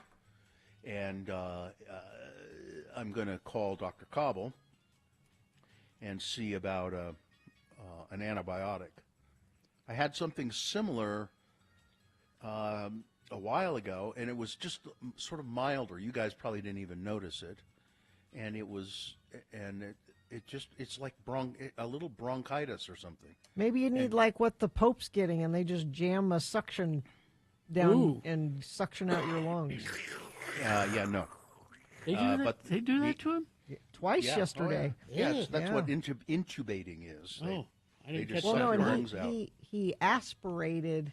Oh, I didn't catch that. Yeah. So Let's talk about the Pope's vomit, shall we? That's a nice way of saying he vomited and swallowed it. That's what kills a lot of rock stars when they're drugged out and asleep. And popes apparently. Yeah. But it seemed to me the antibiotics cleared it up pretty quick. So get you some of those. I'll call him and see if that's the ticket, and should be. It should do it. Anyone else sick in your house? Yeah, everybody. Oh, okay. With different things. I was going to say, but it's not contagious. They're all. It's people have different symptoms. There's different things going on. Someone's got scurvy. Someone's got. Yeah, well, the leper, who's in the attic. We have the a leper in the attic. Stays in our attic. That's been a concern, so we just try to downplay that. I probably shouldn't have mentioned it on the radio because now word's going to get out that Bill has a leper living in his attic. We don't see him very often. No, do you? No, feed because him? No. We slide a tray of food, in there under the door. Well, speaking of that, you just casually mentioned yesterday that you made the pot roast because you're helping me work through the beef. Mississippi pot roast. Gina and her husband Joe gave me this beautiful pot roast, and it was frozen, and I finally had a Sunday to do it, And it's such a simple thing to do. You thaw that pot roast, and you put it in the crock pot with half a stick of butter and about 10. I use 10. It says up to 12, I think. Mm-hmm. I use 10 pepperoncinis, those pickled peppers, Mm-hmm. and then you turn on the crock pot and you make a little simple ranch dressing, which is simply dill, paprika, mayonnaise, a little tiny bit of vinegar, and buttermilk, a little buttermilk. And you whisk that all together. You pour that over the roast, and then you just leave it alone for like 7 or 8 hours. You set it and forget it. And my God, it's good. It's just it makes this gravy kind of, and you just shred the meat in the gravy. And then if you want, I think we put it over potatoes, or you can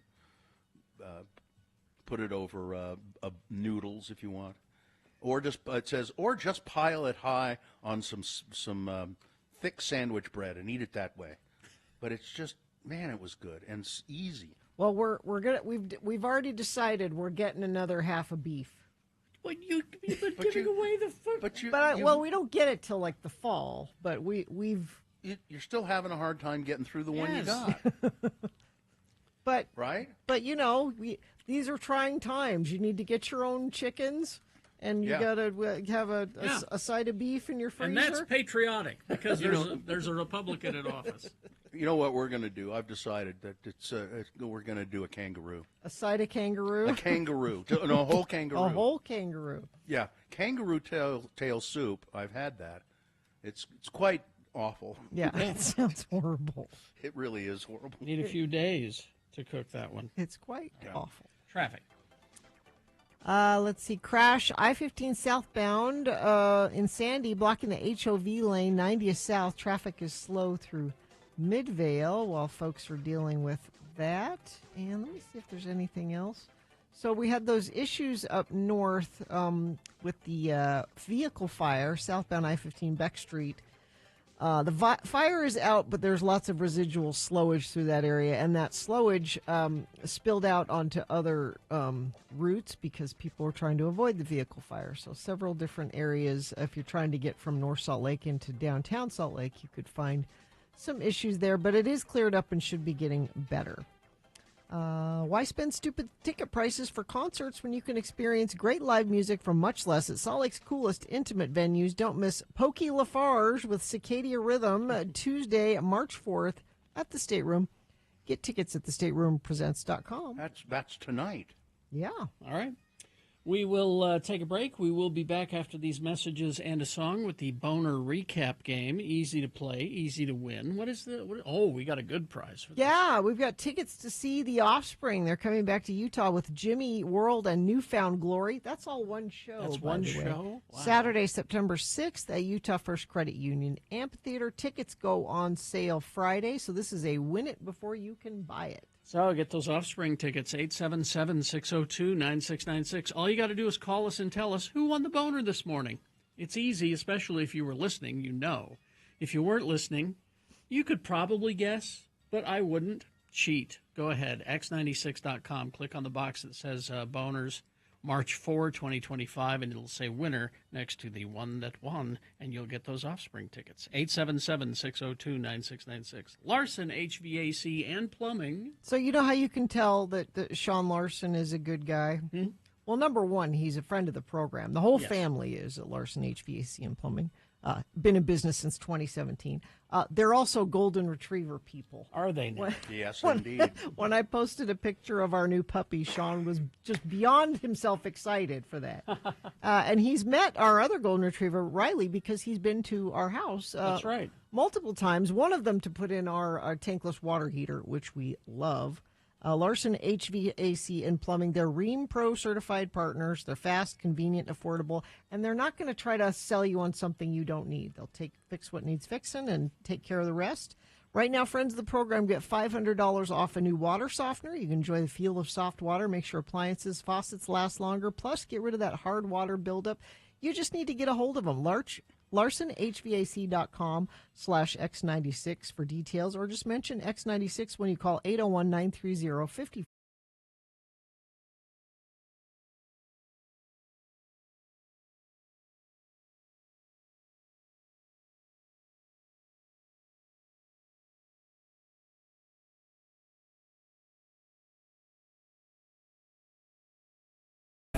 Things that must go on the radio. From Hell Show. Things that must go, things that you can't stand anymore, things that are in your life and you want them to leave your life. It just makes you so angry sometimes. And so you say to yourself, I know, I'll send my things that must go to Radio from Hell, and maybe it'll make me feel better if they read it on the air. And maybe these things will disappear from my life. So here we go.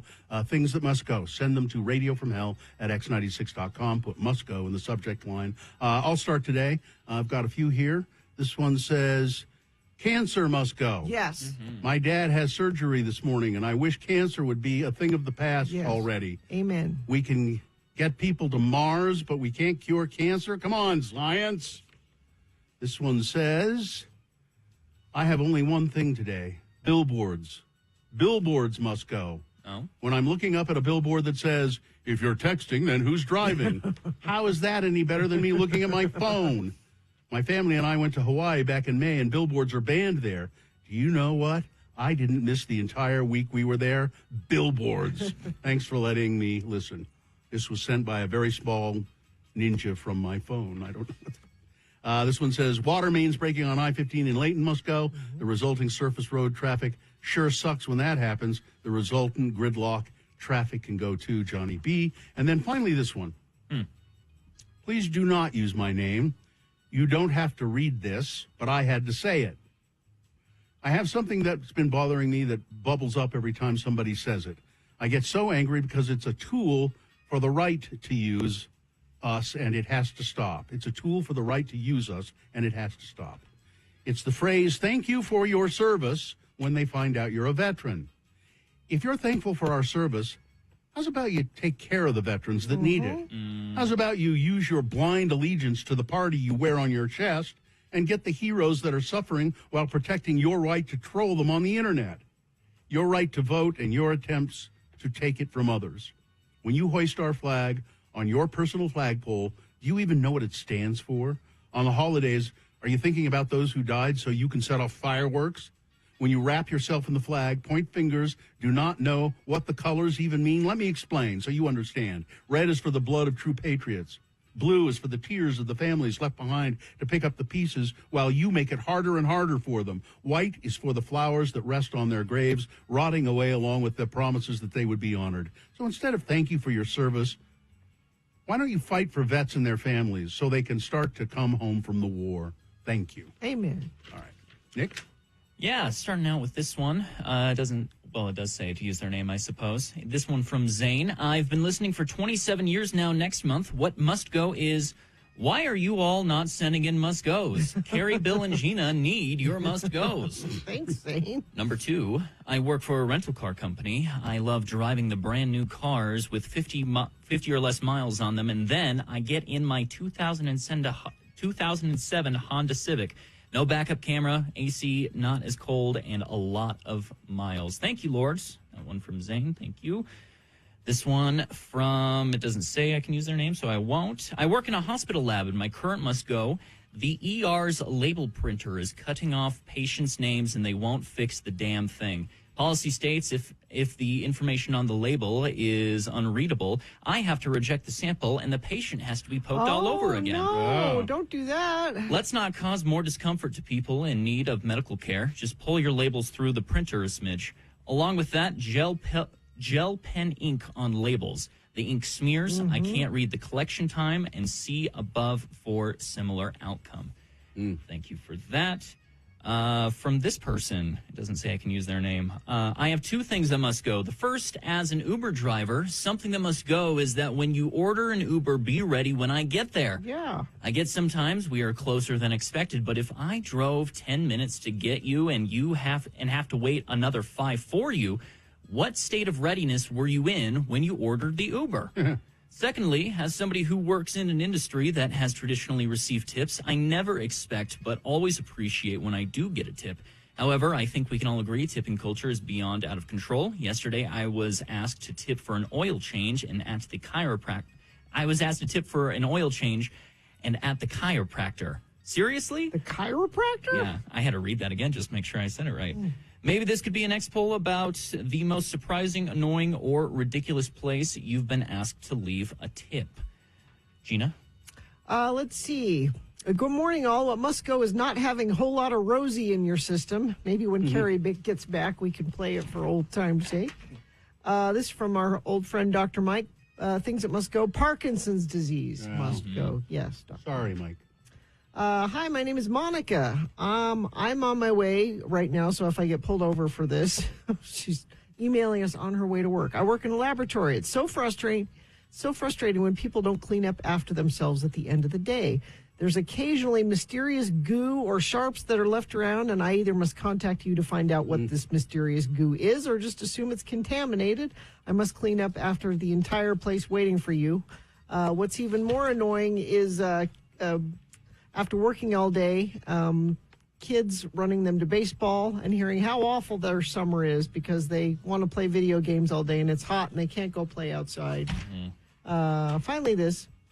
Things that must go. The rain in Nashville must go right now. It's interrupting my morning walk. That's from Mike in Nashville. Oh. You can must go from anywhere in the world. Just send it to us, radiofromhell@x96.com. Things that must go on the radio. From Hell Show.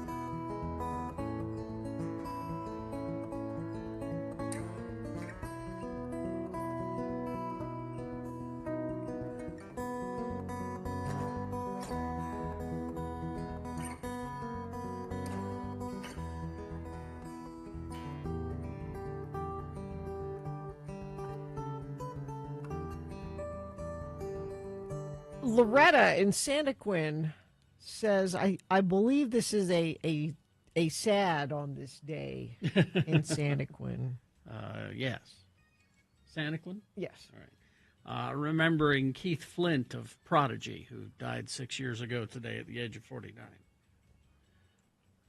There you Okay. go. Was not a happy life. No. No. Anyway, there you go.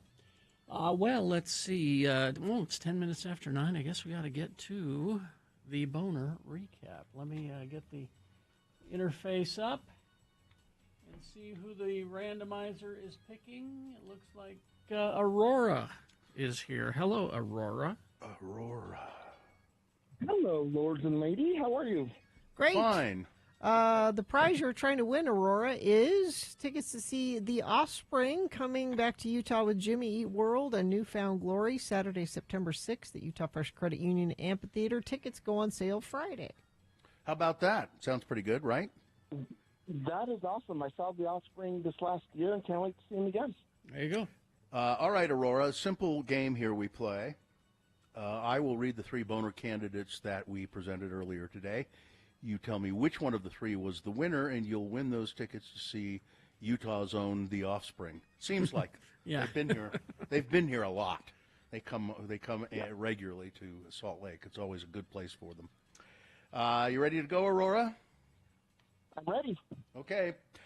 Boner candidate number one, them kids was fighting good.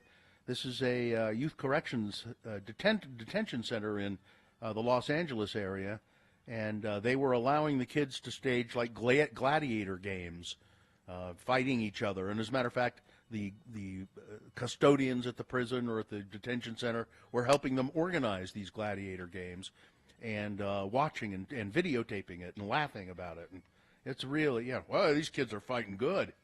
It's boner candidate number one.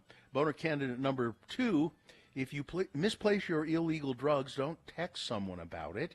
But that's what a Florida man did. He was staying at somebody's house as a house guest. The person he was staying with got tired of him being there. They had some falling out and threw him out of the house and called the police because he was a little bit worried that the guy would come back. And while the police were there, the guy who had been thrown out of the house texted the owner of the house and said, "Hey, I left some cocaine in a nightstand there. Make sure you don't throw that out. I need to come get that." The police, what's the text there? And the homeowner was only too happy to show them what the text was and say, "Yeah, have him come back." And they did, and they arrested him. And then boner candidate number three, let's sink the kids for the Lord. Income. A bunch of kids, between the ages of 10 years old and 12 years old, using a needle to tattoo themselves with I Heart My Lord and JC on it. And apparently a bunch of teachers knew this was going on and didn't disapprove. As a matter of fact, allowed it to happen, and they used the same needle, and that could be very dangerous. So those were the three candidates, Aurora. Which was the winner? Well, as much as I love a classic boner like number two, number one was the winner today. Yep, over 100 votes, and it was boner candidate number one, and that means you're a winner too, Aurora. Pretty good, huh? Oh, that is awesome. I'm so excited. I've never seen Jimmy either, so this will be great. Oh, great. Okay, It'll be a good show. You know what you're supposed to say now, don't you? Thank you so much. There you go. There you go. All right, we'll put you on hold, and somebody will tell you how to get your tickets. And say thank you to Katie, too. Yes. And thank your lucky stars that you won those tickets. All right, we will take a break. We'll be back after these messages with some big boy news and opinioendo. Stand by.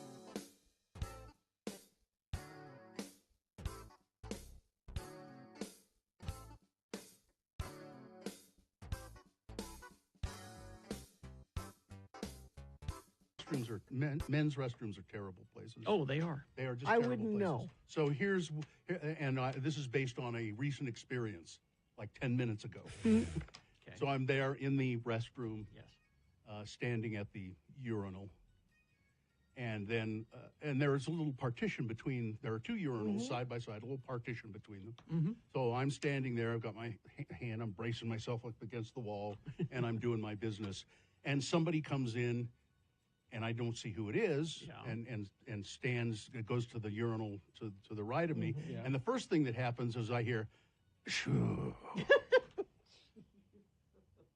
And then as I'm standing there, and whoever it is standing there, and part way into his business, I hear, "Oh man, Really? oh, Don't do that. Really? Yeah. oh." You know, you don't have to make those noises, you know. And I'm just standing there going. Now, by this time, I am completely done, but I don't move. No, I'm going to wait for that person to be done and leave the restroom. Which I did.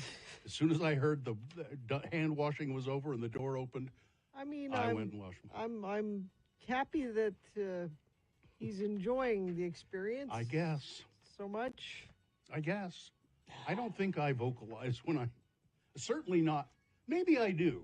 I don't know. I'll have to check next time. But I certainly wouldn't do it if somebody else was in there. I don't know because I purposely stay out of the bathroom if someone's already in there. If I open the door and I see somebody in there, I'll turn around and I'll leave. That's what I do too. Because I like to have my privacy. But you do vocalize every morning, and I keep thinking, should I ask if he's okay? Oh, when I first come in? When you get here, I know. There's a lot of sighing. And I keep thinking to myself, should I ask if he's okay? Yeah, you're right. I know I do that, and there is a reason. To be very honest, I am in considerable pain. I'm sorry. That's the reason. Okay, And then I won't ask. I have my back is not treating me well, and that's pretty much what it is. I'm sorry to hear that. But I mean, I'm like when I'm sitting here, you're fine. Just pretty much, you know. It's just, but when if I've been moving and walking into the room and carrying my bag, and it's like, do we need to get you a porter? Well, listen, that'd be nice. Porter. That'd be nice. Where do we get a porter? You know, I'm tempted to start. When I go to the grocery store, I always, even if I can get one item, I get a cart because I can lean on the cart and use it. I'm tempted to start using those little. The electric scooters? Yeah, the little one you drive around the store. That'd be fun. And I could. That's what they're there for. I mean, you've got a pass, right? Yeah, I mean, I have a handicapped pass for my car. We go. But you don't need that for the. I don't think they Just even take it. Care. I don't know. I feel weird doing it though. That's what they're for. I need to get a little exercise. I think that if you're going to do it, but commit to it. Yeah. And when you go past somebody, go, wee. Or if there isn't one there, complain to the management. Complain to the management. There you go.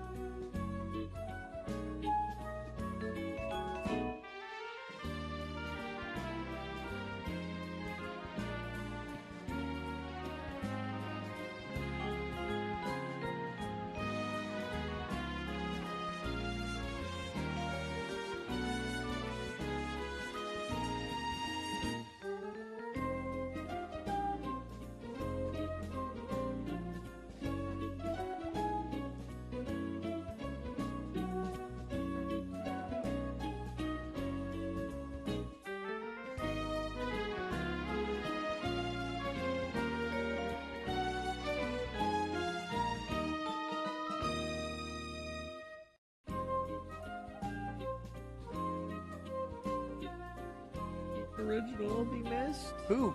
George Lowe. Oh, Space Ghost. Space Ghost. 67. Tragedy. So today? Frank left here and went directly to.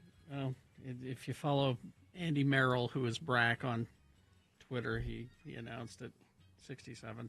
Let me try to find some details for you. Big Boy News now brought to you by.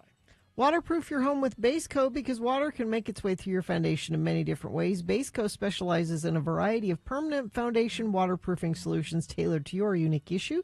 From sump pumps all the way to major repairs, crack settling foundations, each solution backed by guarantee. Schedule a free assessment today at basecoat.net. Well, not much more about how the death occurred, but how Gene Hackman had been living his life comes out. He and his wife Betsy lived an increasingly isolated life in New Mexico. He had 2 Oscars, adoring fans, and 4 decades of acting to his credit. He won over critics, befriended celebrities, and starred in scores of movies watched by millions of people. Over the past 2 decades, Gene Hackman found solace at the end of a quiet cul-de-sac where few neighbors ever even saw him. Hackman and his wife Betsy Arakawa were both found dead in their home just outside of Santa Fe last week. They were famous for their privacy after retiring, and the revelation that Hackman probably died 9 days before the couple's bodies were found illustrates the seclusion of their neighborhood and just how isolated they had become. In Santa Fe Summit, the gated community where they live just east of the city, even some of their nearest neighbors said we never see them. I mean, I maybe seen them a couple or 3 times a year. They know exactly when Gene died because he had a pacemaker. But They will know the second it stopped working. The couple didn't attend homeowners association meetings or annual picnics that they have. Their expansive 4-bedroom home on a quiet road called Old Sunset Trail is hidden even from the start of the driveway.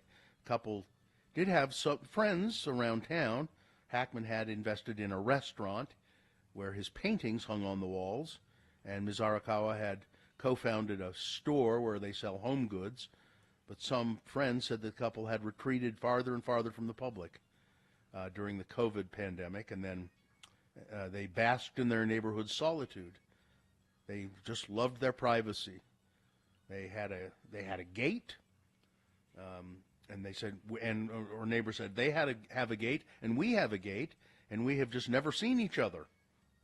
Lived next door, and I haven't seen him for about 5 years. The only reason anybody noticed anything wrong is like a bug spray company. Yeah, maintenance people came by, and they said normally we interact with them when we come, and when we couldn't get them to answer the door, we called the security for the neighborhood and said, this is weird. We usually talk to them, and they're not here. And Bob Breyer, the drummer for My Chemical Romance from 2004 to 2014, died next to a large supply of nitrous oxide, according to the medical examiner.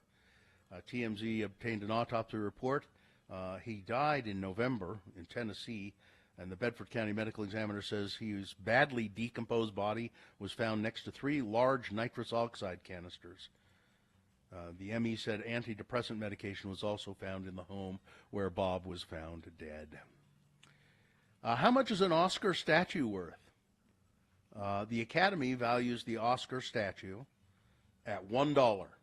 $1? Yeah. So people don't sell it. The award, which is cast in bronze and finished with gold plating, costs much more than $1 to produce. Well, yes. However, to protect the statuette's value as an award of merit, the Academy of Motion Picture Arts and Sciences requires winners to agree to certain rules, including prohibiting winners or their heirs from selling or getting rid of the statuette without first offering it back to the Academy for $1. For $1. Oh.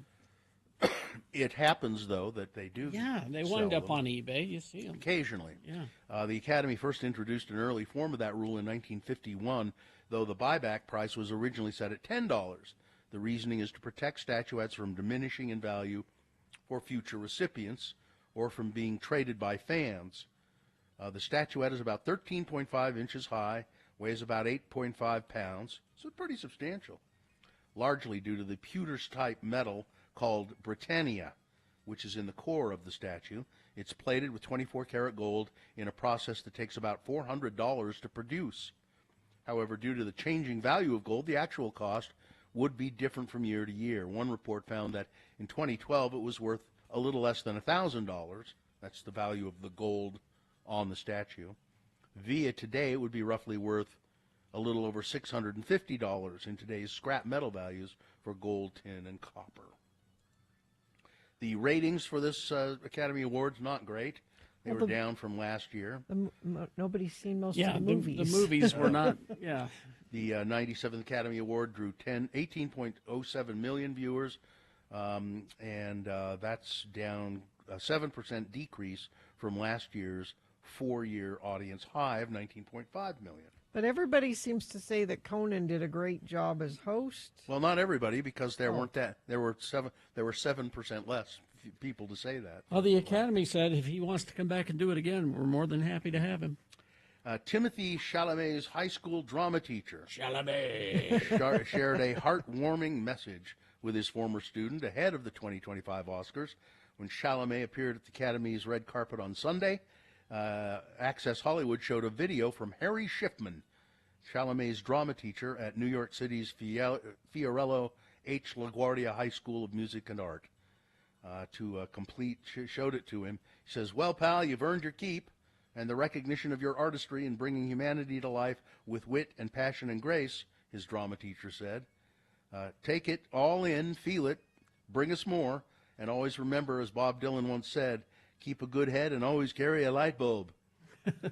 Blessings.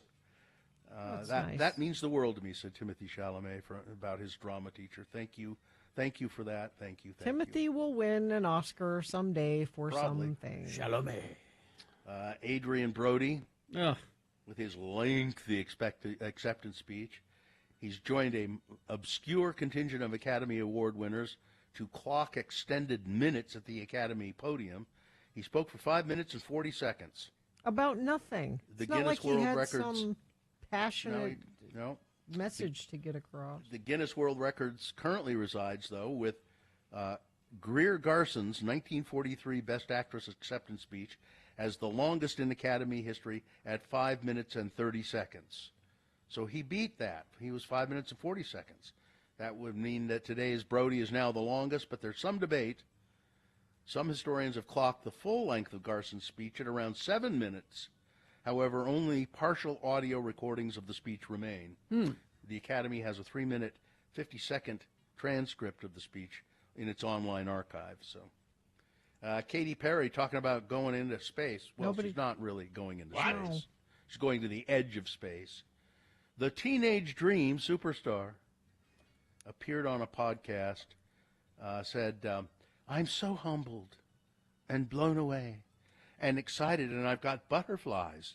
It's really the theme of my tour. It's the theme of my year so far, and I just want to, my mother calls me Feather. She does. She called me Feather my whole life, and when they asked me to be a part of this launch, I researched it. I looked at the capsule, and I opened up the YouTube video, and it was an emblem of a feather, and I was like, what other sign do I need? My mother calls me Feather. I was meant to fly." I was meant to fly. It's really painful, isn't it? It's just painful.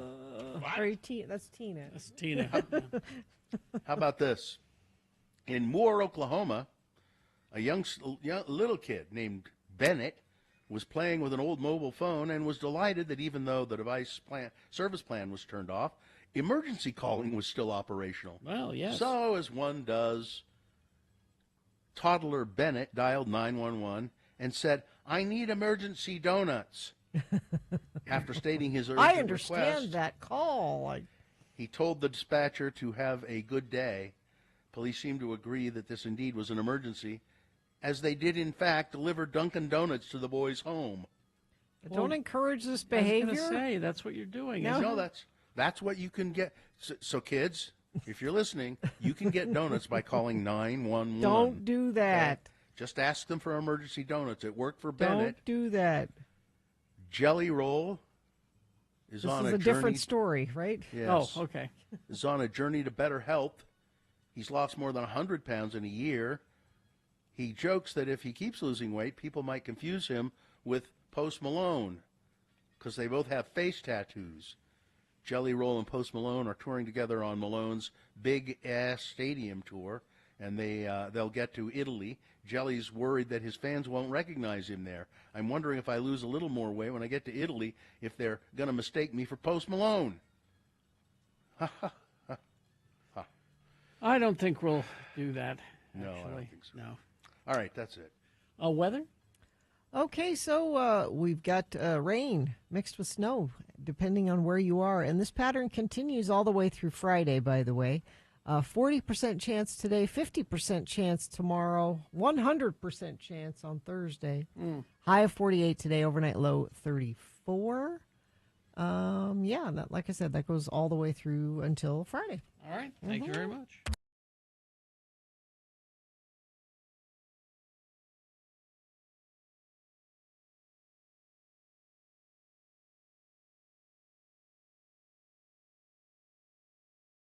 Now, what have you got here? Now, my wife knows people who know people. That's handy. And the person that they know works for Lay's in some capacity. Lay's potato chips. Is that the Frito-Lay company? Yeah, the Frito-Lay company. And they have put out these flavors are not available in stores yet.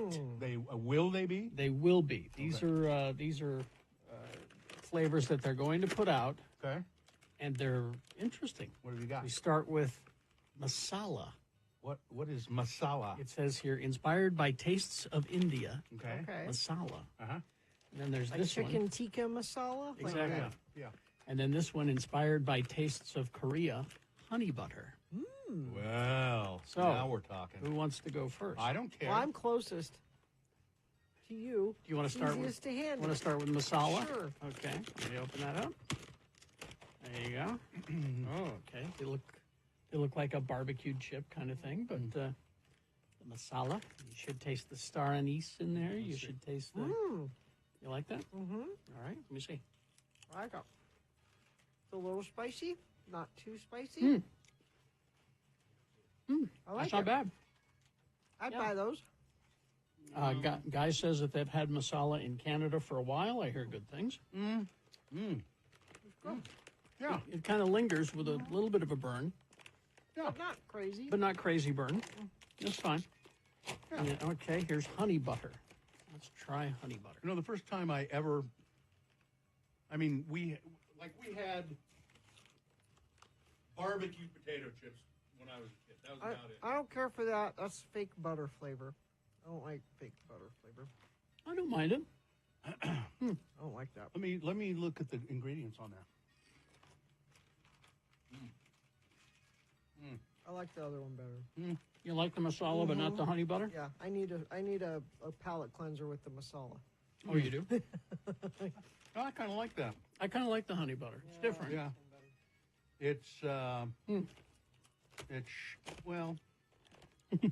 There's natural flavors. It says natural flavors, It Gina. could be anything. Jart's a natural flavor. So when I'm growing up, we had potato chips, and then we have. I think the first variation was barbecue potato chips. Yeah. And then maybe sour cream and onion, Mm-hmm. and that was it. And then I go to England, Yes. and I got ketchup potato chips and gravy potato Dill chips. pickle. Dill pickle. Dill pickle potato. What? What's going on here? Lamb. Remember lamb? Lamb. Yeah, that's right. So potato chips are going crazy. Is what I'm saying. I love it. I love it. I like these. Okay. Well, I'll have that sweet one then. Yeah.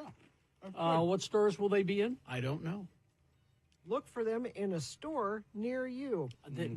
I'm giving you the totality of my knowledge about this whole thing. She knows somebody who knows somebody.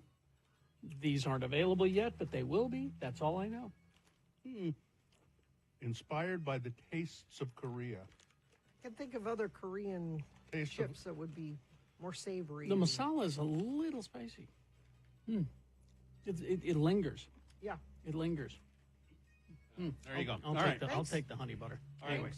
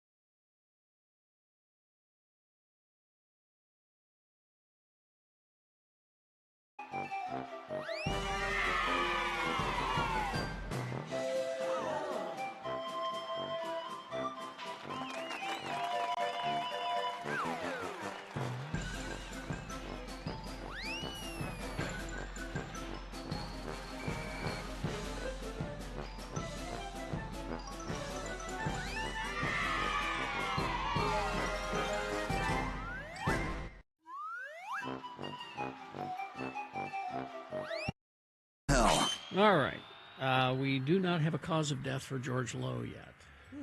That's Space Ghost. Space Ghost. Coast to coast. Yeah, the coast to coast Space Ghost, not the original Space You're right. Because he was a serious crime fighter when he was introduced in the 60s. I prefer silly Space Ghost. And I love them both. Because Can we get a damn it to hell before the end of the day? Let me see if I can find it. But yeah, just 67. That's all we know right now. They're saying that if it wasn't for Space Ghost, there would be no Adult Swim and how influential all of these people were on that whole network. So anyway, as soon as I know more, we will let you know. In the meantime, let me get Elena going here, and we can get her theme music up, and we can talk about the wellness check. Yeah, let's get Elena going here. There she is. Good morning, Elena. Good morning, Elena. Hello. Good morning. This is perfect for me. It says how to stop depending on motivation to reach your goals. Because you don't have any. I have no... Thanks, Gina. Thanks for completing my joke for me again. I always like it when you do that. Because I have no... Bill has no motivation. Thanks, Gina. You know, if I probably wouldn't be able to get to a joke if it weren't for you. I know. I'm just here to help. So what do you mean by how to stop depending on motivation? This is Elena Wood, of course, from Nightingale College. Yeah, so motivation is one of these really powerful things that comes up, and it's like a firework. It's really exciting, and it only lasts for a couple of seconds, and then after that, you've got real life that you need to deal with. Yeah. So you have all of this excited motivation. You know, I'm going to get up extra early. I'm going to go to the gym. I'm going to eat broccoli. I'm going to drink water. And then it's 4 a.m. and your alarm is going off, and you remember that you don't like broccoli, and water is boring. Yeah. So we need to kind of build our life in a way that we're not dependent on this big flash of energy, because it only comes up every once in a while. Okay, so what do you do? First of all, have a deeper meaning. So understand the why behind your goals. You know, maybe it's that you want to spend time with your family. Maybe it's that you want to go on a gorgeous hike. And whatever that is, just picture it in your mind and call on that at 4 a.m. when you don't want to get out of bed to go to the gym. Okay, all right. I want to get up and have broccoli for breakfast. Nobody does that.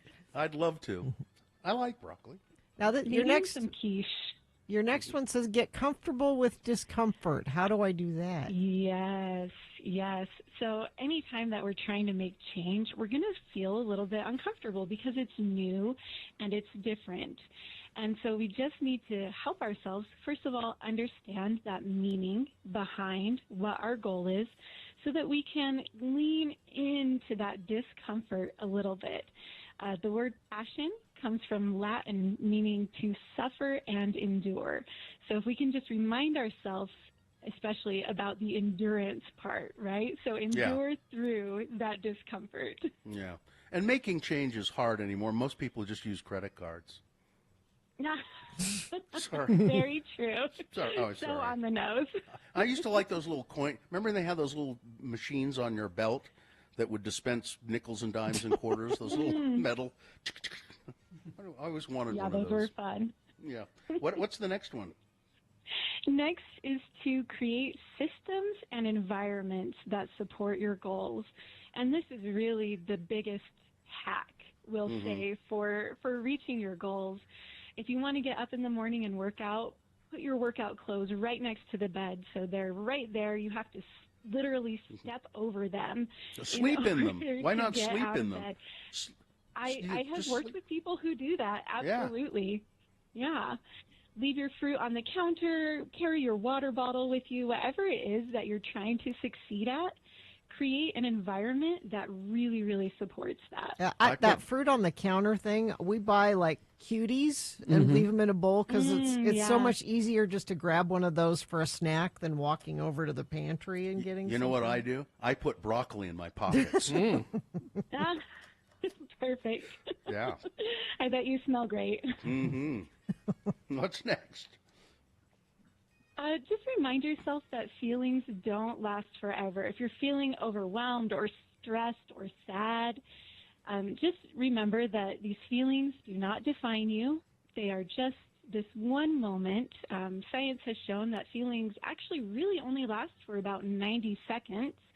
And the remainder is just our brain kind of mulling over them and over them and over them. So just let yourself understand it is just a moment. It's just one little blip in the big timeline. Yeah. And then this is a good one. This final one here, is it adopting a growth mindset? Yes, absolutely. And I really love to use the word yet. So you can say, I don't have the skills to do this yet. Mm-hmm. I don't have enough energy yet. And that just helps remind us that we can work and we can grow and we can develop, and just over time it will get easier and we'll get better. I haven't done all of the things I need to do to qualify for sainthood yet. Yes. Yet. Exactly. I love that. I will. He's achieve very sainthood. close. He's very close. Yes. These are. This is a good one. I like these are. Thank you. It's sort of. It lets you off the hook, but not really. You know what I mean? It's just a reminder to be kind and gentle with yourself. Thank you. More of that, Elena. I like it. Elena Wood. You can find out more about this by doing what, Elena? So you can learn more about this as well as Nightingale's great programs by visiting nightingale.edu. And I'm so sorry, it's my mom's birthday today. Oh, sure. She tunes in every day, so I just really want to wish her the happiest of birthday. Her name is June. She lives in Brigham City. Happy birthday, Mom. Your mother, June. Happy birthday, June. Happy birthday, June. You have a lovely Thank daughter. you. It's my mom's birthday today, too. Well. No way, twinners. Yeah. Oh, my Yeah, gosh. it's not really. Gina just tries to horn in on everything. It's Mary Claire's birthday today. Happy birthday, Mary Claire, as well. The sainted one. All right. But she never tunes in. All right. Thanks, Elena. Thanks, Elena. Thank you. All right. There we go. Okay. Let's see. It's 9:42. We will take a break, play a song for you, and crawl towards the exits.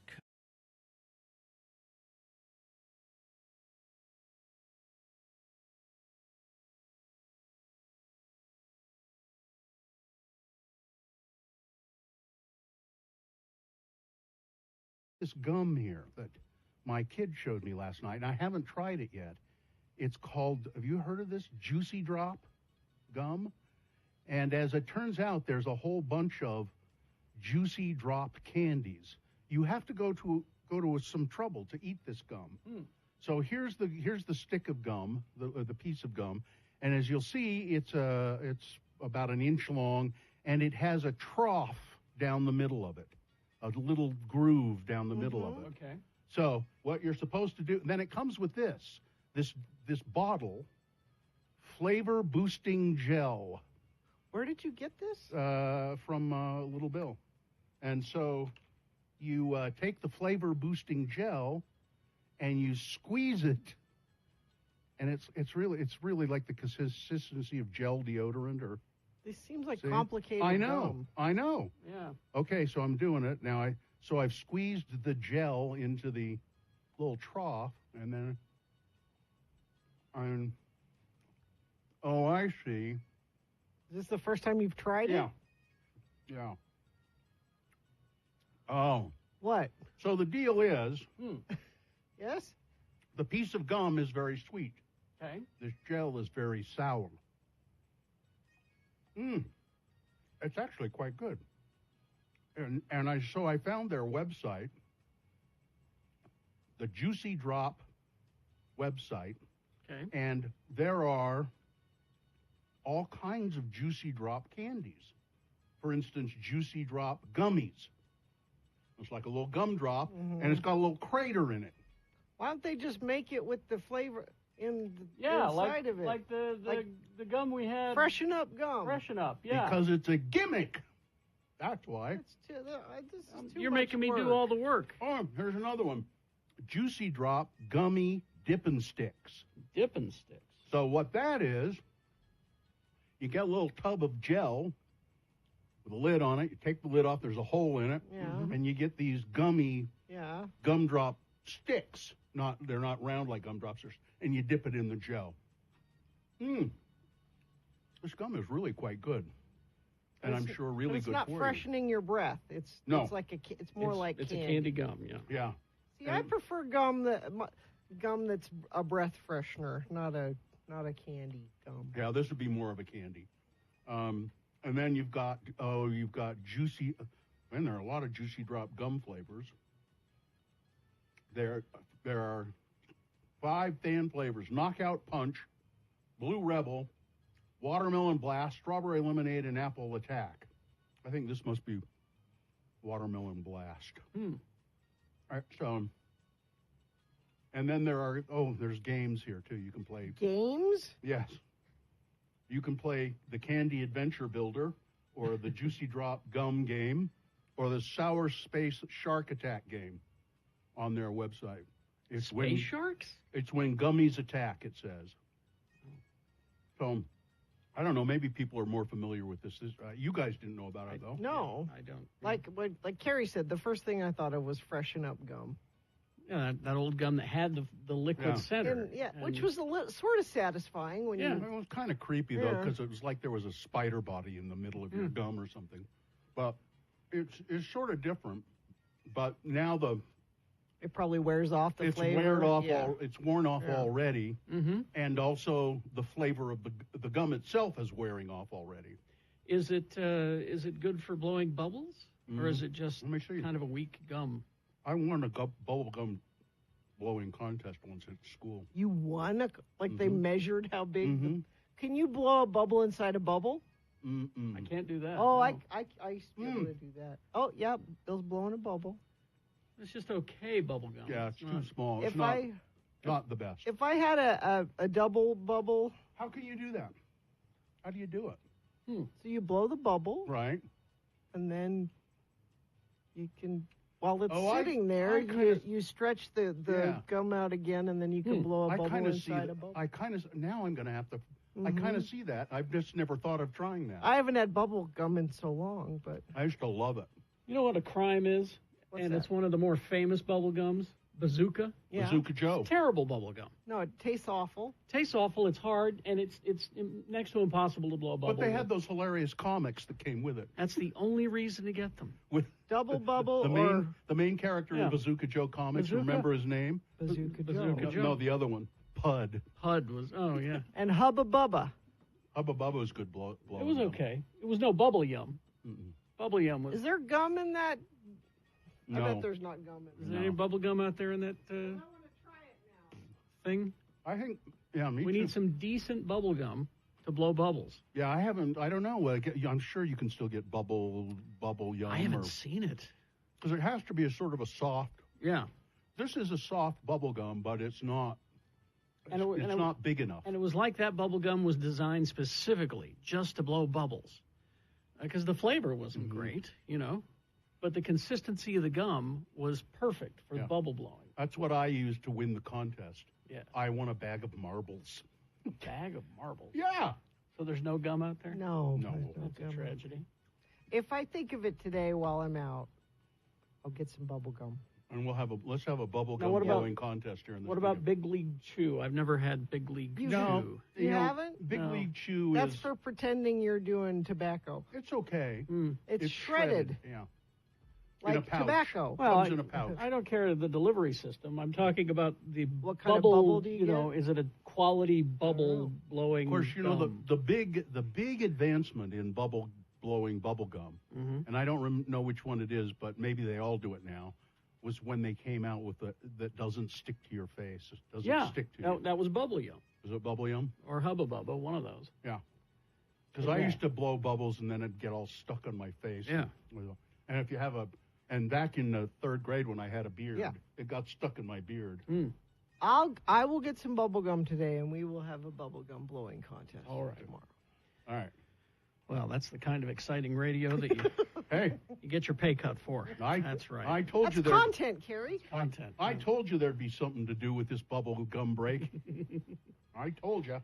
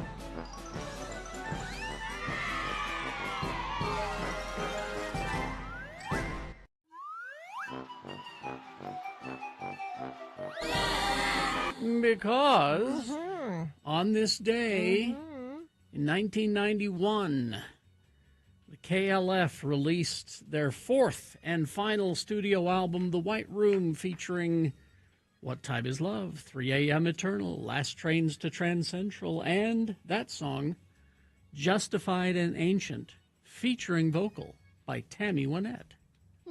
Wow. 1991. We played that in regular rotation. Yep. I mean, not a ton. Not a but- lot, but enough. Yeah. All right. Let's see. We got a second here. Oh, we got about 3 minutes, yeah. Somebody needs to tell me what to do about this then. I would think that Guy would be the guy to So walk you it's through this. so I had this. I had a Twitter account, which I noticed some time ago had been. I don't know. There was something wrong with it, so I just stopped using it. But apparently, it's been taken over by an Asian girl, and I just want to close it, but I don't know. I guess I. Before you start dipping into it, I would talk to somebody because you don't want Yeah. to open yourself up to. Yeah, because I don't know what I'm doing. When I go to my old account, it's got a picture of an Asian girl, and then it says these posts are protected. Yeah. So I can't click and see what the person has been posting. Yeah. So I think we can report it as hacked. Yeah. According to Katie. yeah. So you just need to report it as hacked. Katie, if you give Guy my phone number and have him call me. Okay. Do that. Yeah. Do that. You may end up having to be at RFH Bill 1 or something. Yeah. Yeah. I mean, I just assume not use it. Period. Like I say, I have not looked at it since February or something. Yeah. Well, Guy is going to get your phone number, and you can Okay. find a way to close that. He has posted an account access situation, but if it's a close down thing you want to do, I think you gotta get access to your account again before you can close it down, I would think. Yeah. All right. He'll call me, I'm sure. I just unfollowed you. That's not As the did- bill already. As did I. I don't want to get Wait. dragged into this. I haven't told you about my operation yet, have I? That's me. My operation. That's why I Bill's now not look- here today, right? You Ah. had face transplant I surgery. changed didn't myself you? into a young Asian girl. That's it. And I'm healing. And I'm healing. I'm at home healing. I really hate I hate every bit of social media. Hate it. It's just vile. Yep. All of it. It's vile. You say, oh well, I can keep in touch with my family, and why don't you call them? How often Write do 'em- you call your family, Bill? Write them a letter. Well, I'm not talking about me. I'm not talking This about lecture me. is for everyone else. That's right. If I wanted to contact my family, I would write them a letter. I don't want to contact I them. would then attach it to a pigeon, Yes. Off it goes. and off it goes. And here, take this to Aunt June. Go. So, All right. there's not much of my family left to contact anyway. All right, let's do the promo. Yeah, All right. telegraph. That's what you do. Yeah. Send them a Western Union. Yeah, I'll do that. All right. Do the Okay, promo ready? and crawl towards the exits. Here we go. Tomorrow is Ash Wednesday, which is the beginning of Lent. And just like I do every year, for the next 40 days, I'm giving up cheese. No, you mean French fries, not cheese. Every year you give up French fries. It is supposed to be something that's difficult. I don't know what you're talking about. I am very brave. Radio from Hell, Sacrificing Wednesday here on X96. Sacrificing nothing. I need French fries now in these trying times. Can't expect me to give up French fries. Well, you know, the Lord might ask you to, but if you say no, he'll understand. Can't expect. Let's see. Yeah, I think we're good. And so Okay. we may or may not have you in studio tomorrow. We'll just have to see. Yeah. I'm not contagious. I'm sure. I don't have a fever. Just, so We'll see. It'll be a I'll, surprise for everybody. I'll let you know. There we go. There's a picture of Demi Moore and her French fries for you. Thank you. All right. Fine, then. Let's go. Fine job as always, Katie. Live long and prosper, bitches. Don't you know who I am? I'm very brave. All right.